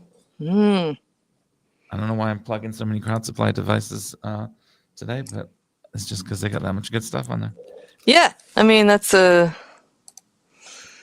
key place that our friends' technology lives. I have refreshed my Apple Tea. I'm so jelly of you out in the Midwest right now with the autumnal flavors, like apple everything. I've been kind of going feral over it, so I managed to stop myself from getting more apple pie type things and just like splurge on some tea that's let like apple flavor. let me just help you out with that fear that you're having there. So it's going to be 2 degrees tonight. So go ahead and be happy that you're okay. Jomo. Bon apple tea to you also. Solid. I've got a mini waffle iron that I put some Trader Joe's apple blossoms in, which are basically a single person apple pie. And the mini waffle iron is coming clutch, let me tell you. It's like a slightly larger version of the hot plate. Yeah, basically. But the nice thing is that actually the waffle divots on it make for registration stuff, so that when I flip the thing over, if I do, or rotate it, then it like registers onto the nubbins. You gotta have registration on all things. I used to use silk screen printing and same kind of deal. Okay, so when we last left off, I was looking at the info screen for the radio badge, and I think I'm going to dig into the docs a bit more. Dig into the docs while I stuff this thing into my face. Solid. I'm going to be nomming on a banana also while I attempt to not talk with my mouth full. Sounds like a good idea.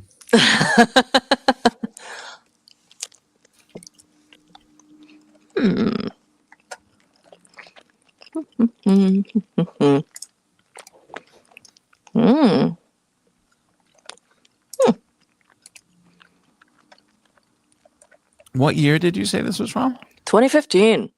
Pretty awesome that the docs are even still up. That's great. Oh, yeah. Good nerds, man. Uh-oh. Whoa. That, was not what I meant to do, and I'm not sure how to undo it. That looks cool, huh? Sure does.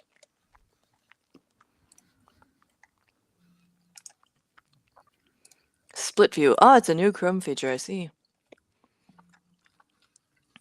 Not a bad idea. Good job, Chrome. Doing a thing people like. Could work. What up? Now, if only the web USB could actually work. That'd be even cooler. I'm kind of wondering if it is the radio itself because it was also bulking Rich it. on Bluetooth, yeah. Mm-hmm. Hmm.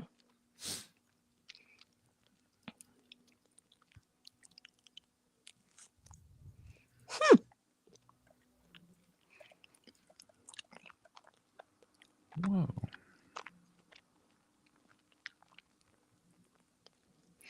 Okay, I'm gonna plug it into my computer. I had it in a charging port, but now I'm going to disconnect the thing I attached the Heltec module to. And I think that maybe it might have told me how to put it into the other mode. Wait, change the mode. They have a dock on this.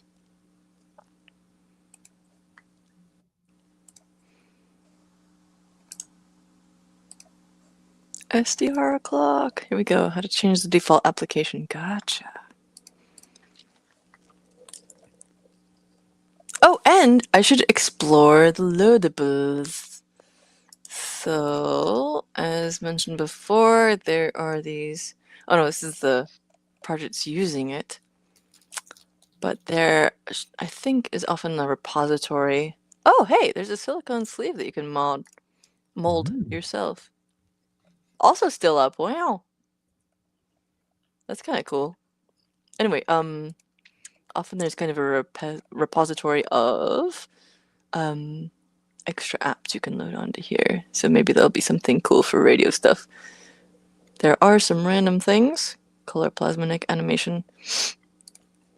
Your first simple to build antenna. Here we go, our first 404. Let's see if we can pull that up on. Which cat does that correspond to? It's, I actually didn't look at the 404 one. I feel like we should. It's probably just a picture without a cat, but let's find out. Probably. Good call. Thank you. Yep. Oh, yeah. Better than expected. Good job, y'all. Whoever's responsible for this. Wow.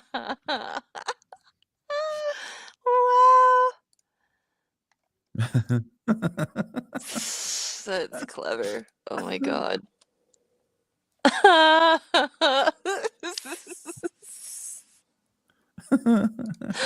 Length required. Ooh, what a.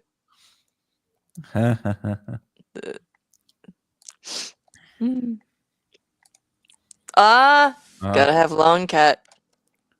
Wow, this really is. Okay. All right, we're gonna see about this page. Go back to like 2019. See how we get here. You can do it. Oh, here we go.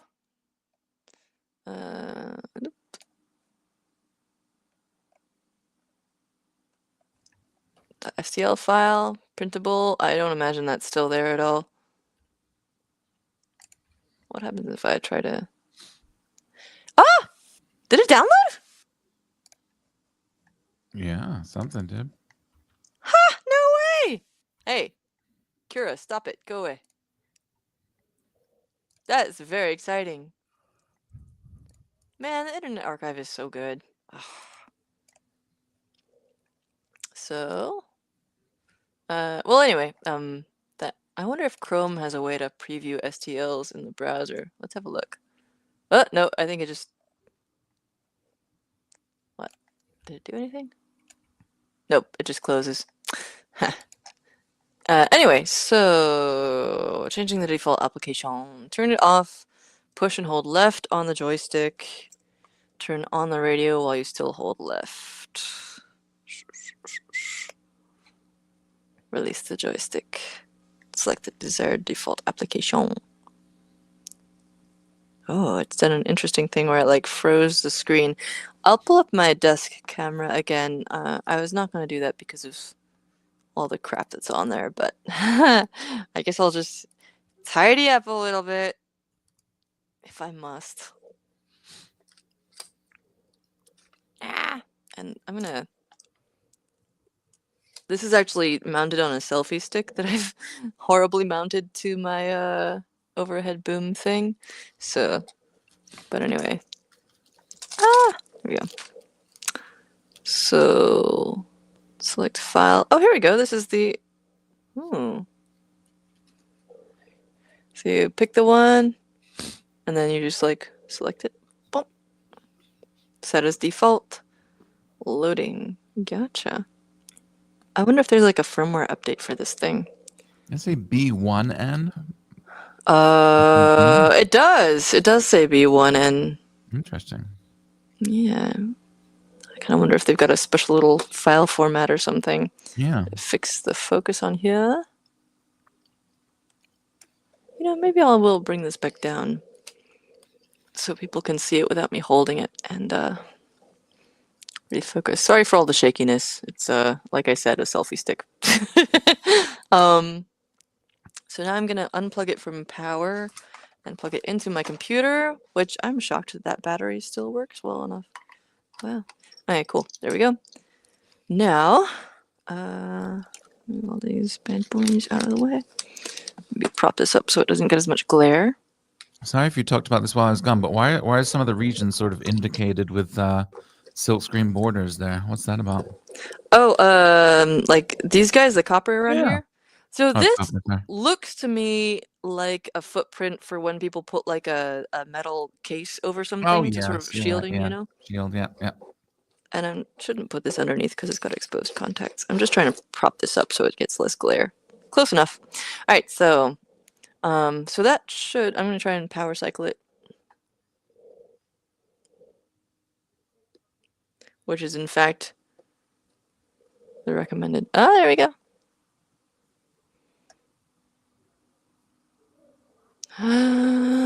Will it work? Will it talk to my Mac? We will find out.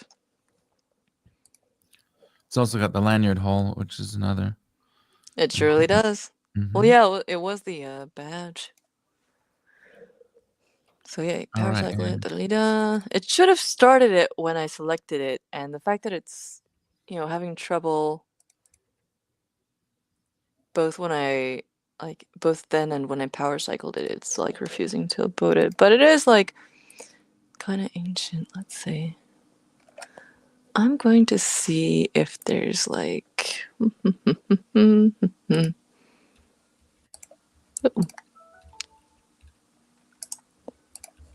Oh, you know, I've got too many of these open right now.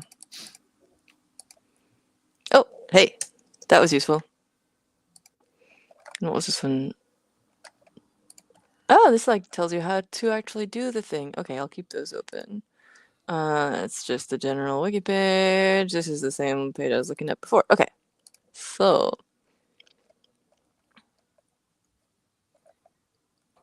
this is if I want to update the firmware. Let's have a look at this.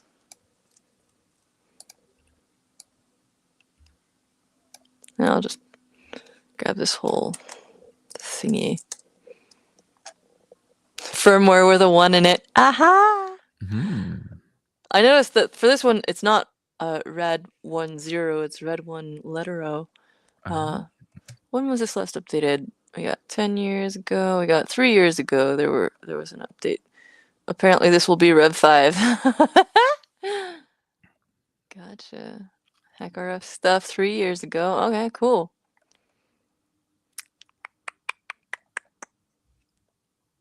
They got an IRC channel, of course. Ooh, some notes on toppling LEDs. But anyway, so let's see. Oh, I've had various issues with my. That's another thing I should fix is like a dopamine thing. It's just like fix my Git setup because I think it might hate me. Maybe I've screwed up the authentication or something. Let's find Didn't out. we fix it like last December? Maybe we did. Maybe we did. I'm trying to hit Git clone with this and it's just not doing anything, but we'll see. So for this kind of cloning, you don't even need authentication. Oh, right, of course. Yeah.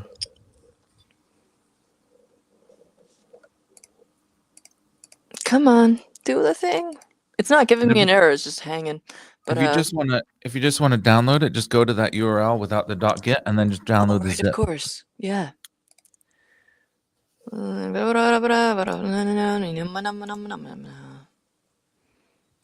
And then what's going to install build requirements.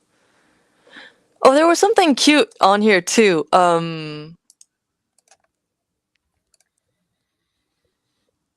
Like when you connect it, it acts as an interface to the world of radio waves. It's so cute. Ah. Anyway,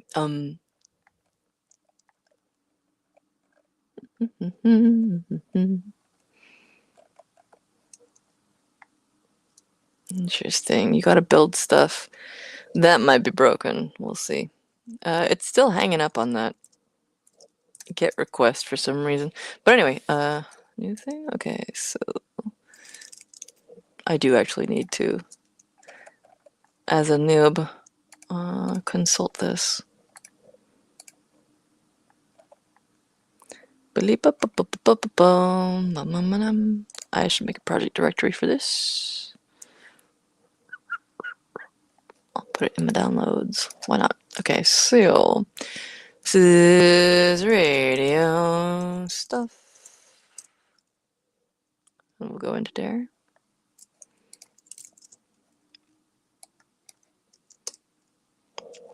Okay, and we shall try this wget situation.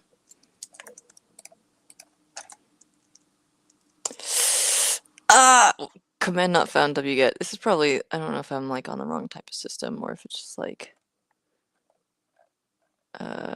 I need to actually put wget on here or something. Let's see. Get Mac.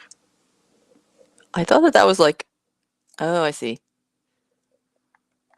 Maybe it is in a Linux thing and not like a, oh, it's just curl. Oh, should work, maybe.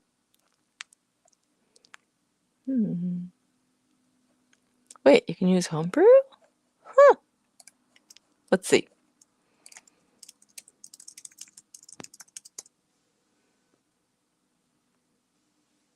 Ha! Okay, it's updating Homebrew. We shall see if it gets wget. I am just gonna leave this on here so it's not just looking at one GitHub page. Oh, David! I'm here. Sorry, looks like your browser crashed. Okay, not like multiple minutes ago. Thank goodness. No, I was trying to download the latest ESP32 library so I can work with an ESO, and apparently it filled up my hard drive, and that Oh crashed my no! browser, and then, yeah. It filled up your hard drive getting an ESP32 command line tool? I mean, in fairness, my hard drive was pretty much full already, but I had like a couple hundred meg left, and it got me down to like 30 meg, and then stuff started crashing. Damn, dude. That's worse than me. Don't worry, I got 98.7 meg free now, and I'm clearing some stuff up. It's all gonna be fine. It's really enjoyable when someone else is as much of a hot mess as myself. Thanks. I do mean that in a positive way. I can see how that might not come up as. I mean it truly. Okay, so supposedly I've just installed at least an equivalent command called wget on here. Okay. Let's try that command again. See what happens. Okay, it's doing it. Cool. Can we screen share you instead of watching me clear hard drive Oh, space? sorry. I'm gonna switch to screen sharing my whole display on that side so that it's not just me telling you what's going on in my command line. And then we'll have to begin storage. First stage 1 and then stage more. Whoa. Oh right, this thing tries to resize the entire window when I make the font bigger. Why did you do this to me? It's like 50-mile long. Pardon me, kilometer long. Wide. Okay, cool. Let's head back to here.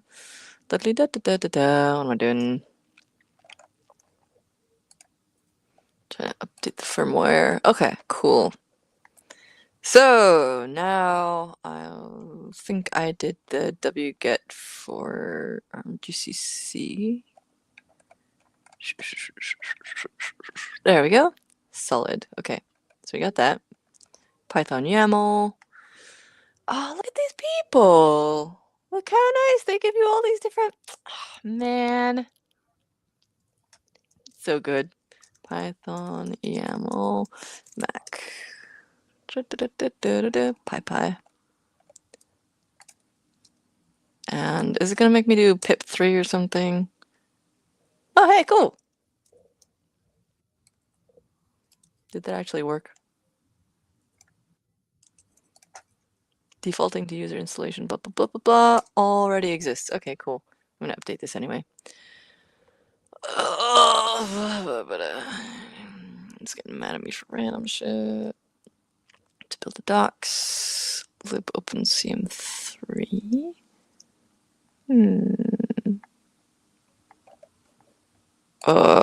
I think that. Okay, no, I'm gonna walk through it. I'm gonna do it. XXD.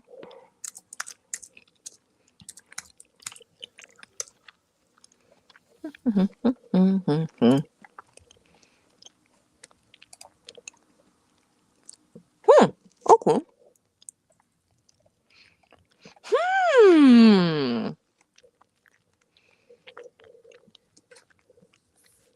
So years ago, I was at hardware.io, which is a hardware security conference, and they had a CTF that involved a bunch of different challenges, including like reballing a BGA, which I failed at horrendously because I was using a hot air gun, and after precisely placing a bunch of teeny tiny solder balls onto the chip, I applied hot air from the hot air rework station and immediately blew the little solder balls all over the table. But another cool challenge that they had was dumping the flash memory off of an Arduino chip, like an Mind-Meld chip on an Arduino.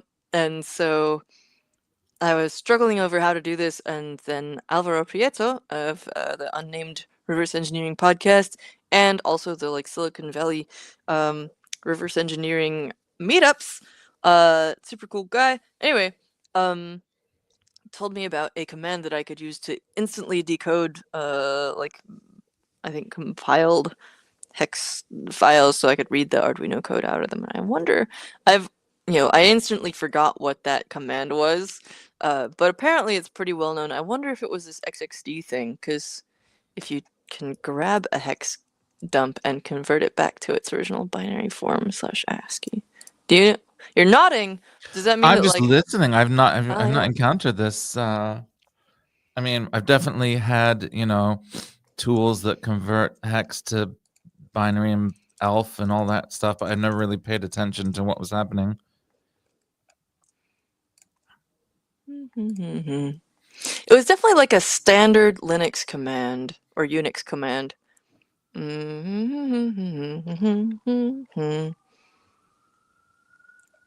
This was super easy though, and it was definitely before 2020, in the before times. Maybe I should be saying disassemble instead of put Arduino into an enclosure and fill with epoxy resin. No, disassemble.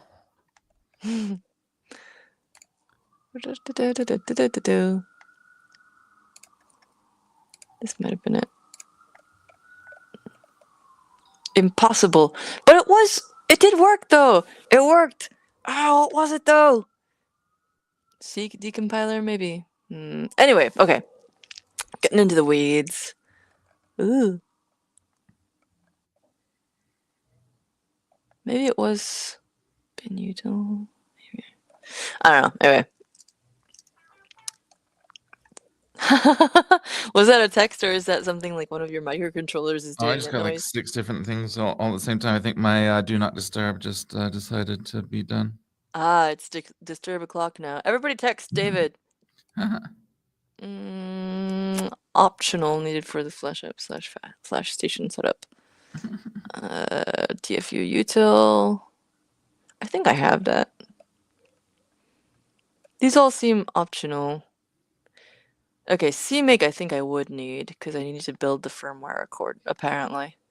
I don't know about the other ones. We'll just try it without them, because I'm lazy.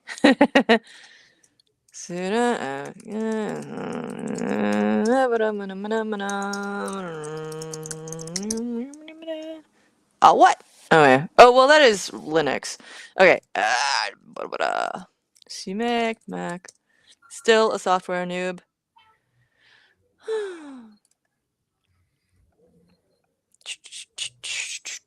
Brew. Homebrew. Gotcha.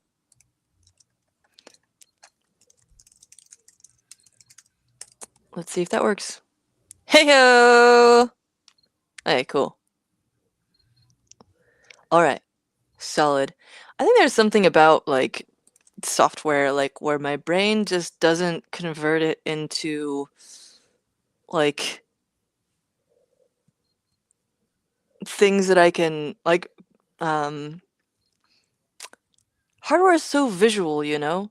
And I think that, like, code is always just words on a screen, basically, with some diagrams maybe.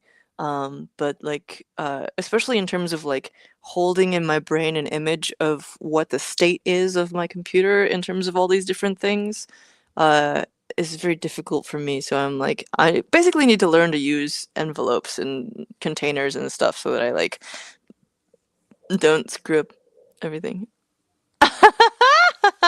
Got a new Meshtastic message. R belong to us. Nice. All your base. Apparently. Node. Something something. Good Mhm. morning! How's it going? Good morning. How long have we been doing this for? Wow. Yeah. 3 hours and 15 minutes. All right. I No, you just didn't found 12. need to know, but okay, let's see. I'm gonna try seeing if this works with the stuff that I installed already, and if not, then I will cry, but that's fine. XXD, it does say that that's a requirement though. Okay, so I should try and figure that out. It was this thing. Okay, so Mac. Can I just like, do I just have it? Can I say which XXD and it'll like me? Does that work? Hey! It looks like I've got it. Hell yeah. Okay, so do those things. Set up those things. Oh, I got it wants me to do Git stuff. Fine. I do have Git installed. Okay, I know that. I have to grab those, so I'll dump those into my project directory.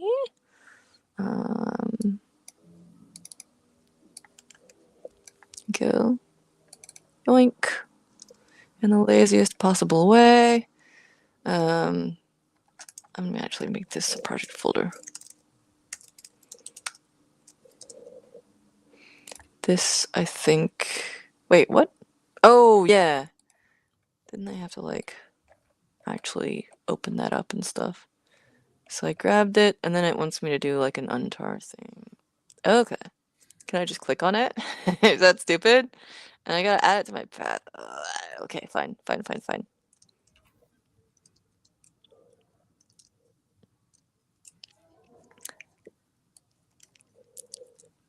This stuff always just, like, I need to work through this. I have this, like, sense of, like, oh, I'm gonna screw it up. I'm gonna get, like, down into the rabbit hole and then, like, I'll lose my place and just kind of be We can work lost. through It'll it be together. fine. Come on. Yeah! So, let's see. Should I have used the tar command, or is it fine? Let's see. What are these flags? XJF? I don't know. Doesn't matter. Fine. So then it wants me to... Okay. It gives me straight up the command here, so I think I can just run this.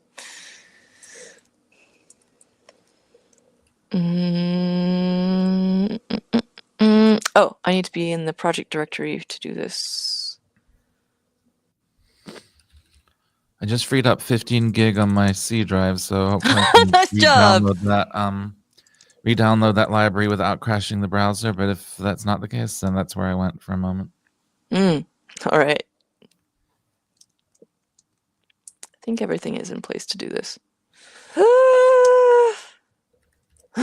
Okay. So I did those, I think. Okay.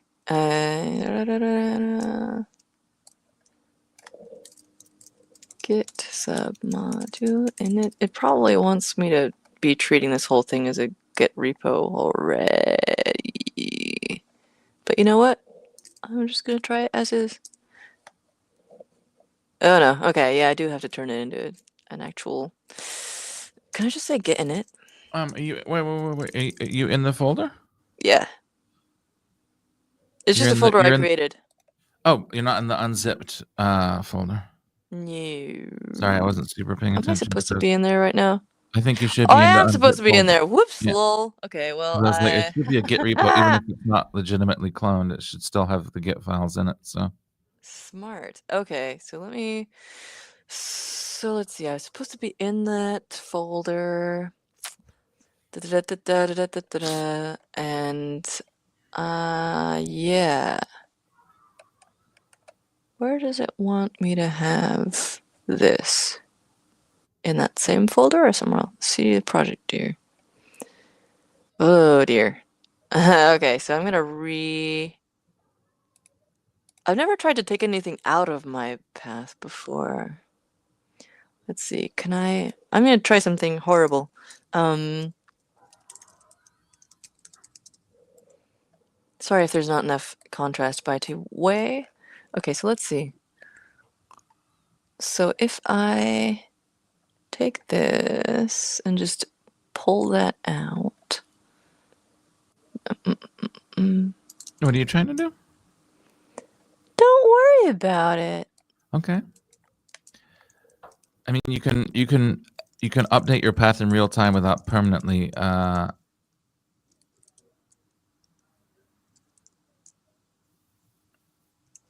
Okay.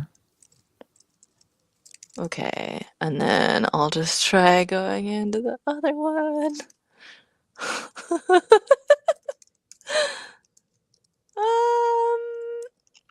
And I'm gonna take master off of there because it doesn't need to be. Oh, maybe that'll hate me. Actually, what happens when you do that? Is it gonna make it again? No, interesting. Oops.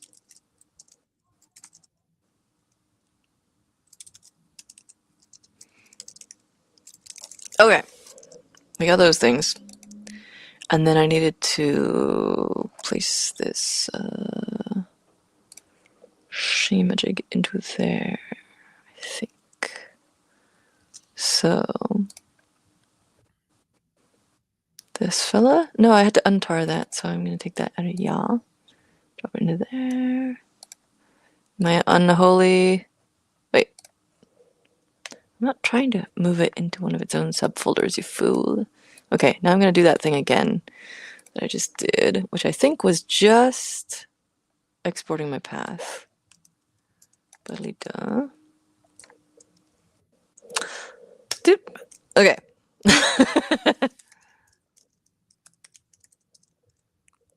Okay, it's horrible, but it seems to be doing the thing.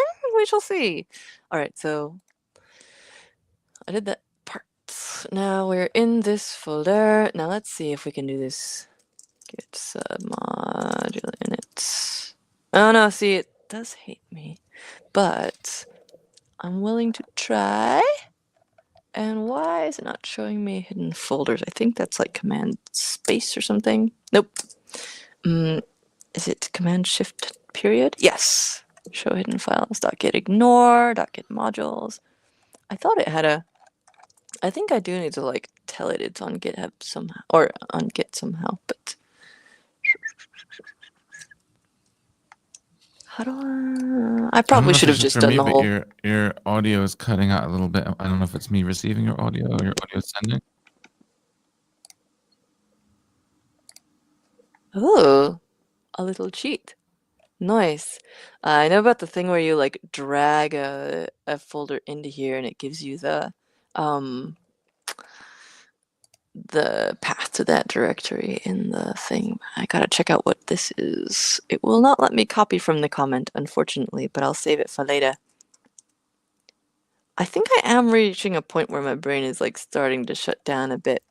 I might save some of this for another time. I know that I'm trying not to do this. I'm trying to like not give up on a thing, but I'm not giving up. I am being aware of my state of coming out of burnout and the fact that I can feel my brain grinding to a halt. And I think I'm going to let this one sit for now. But I'm going to say that by our next one, I'll try and have this up and running. And if I don't get it on my own, maybe on one of our like offline sessions, we can have a look at it, and I can We be can like, definitely, David, I yeah. screwed up my computer forever, because otherwise it's gonna be a lot of me like dicking around with this and just being like, I don't know what I'm doing, because super noob, which is cool sometimes, but I think like right now I'm not feeling like I will. I think I will do a much worse job than if I am rested and not having just done like 3 hours of stream. So. Well, you know that I'm here to support your command line needs as always, so Ah, you can danke. definitely set that up whenever you want. Oh yeah, we do have And our fix. like in a couple of weeks or so, which maybe disrupted due to like holiday stuff, but we shall see. Um, Sometimes we do still have offline ones. It is good to make pauses. Oh, yay! Thanks for joining. Just since you just joined recently, I'll show you the stuff we did earlier in the stream because we did have concrete results, which is the other reason that I'm like down for like putting this down right now. Is that I accomplished other things like soldering these little fellows together, and very excited about this first prototype actually working. David, did you want to show anything that you like experimented with? You were working with that Arduino Neso M5 stack collaboration thing. It took me until about 30 seconds ago just to get the library to download, so I don't have anything really to show on the Neso, unfortunately. I Mm. just needed to update my Espressif ESP32 library from 3.3.0 to 3.3.3, and it took like 45 minutes for me to find hard drive space and then install it. Ah, yes. Well, now I don't want to necessarily cut you off when you're doing some cool stuff. Would you like to stay on and like keep doing stuff and I'll just hang back a bit? No, I'm happy to be done. I'm good. I know that you also booked this studio space for a certain amount of time. Oh, Uh, I think the time finished probably half an hour ago, so we're fine. okay, cool. Well, I this is such a wonderful comment. My favorite streams when I'm working is other people also working and or muttering when they're building something splendid. Well, we do this every month, and also I do these occasional hack o'clock streams where it's just like randomly on doing something hardware adjacent, and very happy to uh also if you have any of those, any faves of those, feel free to drop them in the comments and I'd love to check them out too.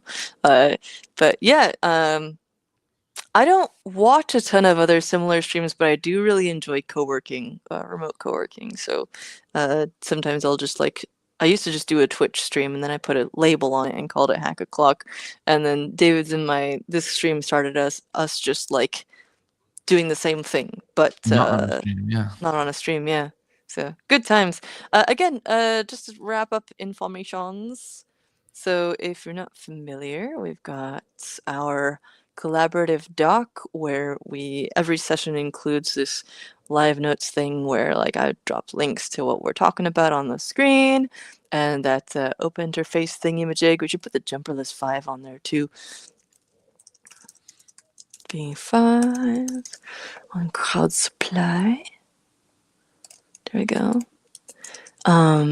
Which you can find under. And then this one, which is live now. They got like a month left, I think. And oh yeah! Oh wow! This is from a while ago, isn't it? Oh wow! Ha, cool. Yeah, this is like the updates one. This is wonderful. Ah, thanks for telling me that this existed. Oh, this is okay. This is a great memory where I was at this analog astronaut conference, and Paro, the robot seal, who is an inspiration for my raccoon therapy bot, was there, and I got to see a talk about it, and they got to meet each other, so that was cool. Anyways, so we got notes about all the devices we looked at and all this other stuff, as well as the HTTP cats and the IM teapot 418 response, and then also this like game bub that David chose, which is a Switch-like device, And then also you can subscribe to either of our YouTube channels or check out the playlists for previous episodes. Go to dayglow.show to find more info about these. You can do dark mode. It's got we streamed to both of our YouTubes, as well as LinkedIn and Twitch and stuff. And then we've got each of our newsletters. Mine is way out of date. There's a Discord, which I need to actually start stopping in on. It's okay. You're not missing out on. What is this? LinkedIn Dayglow. Oh, hey! Yeah, I'm gonna follow it. Follow it. That's great. I didn't know that existed. Wonderful.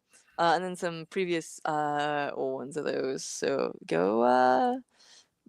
You're welcome back anytime, and it's just a delight hanging out with all y'all, as well as with David, of course, my wonderful co-host. I just Always want an to awesome time.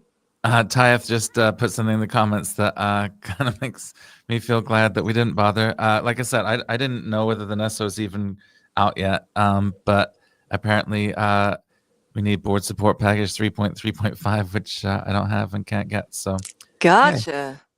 Yeah. Yeah. Look for my upcoming article. No, I got nothing. I fell down the stairs, and this is how I convert it into biz dev insights.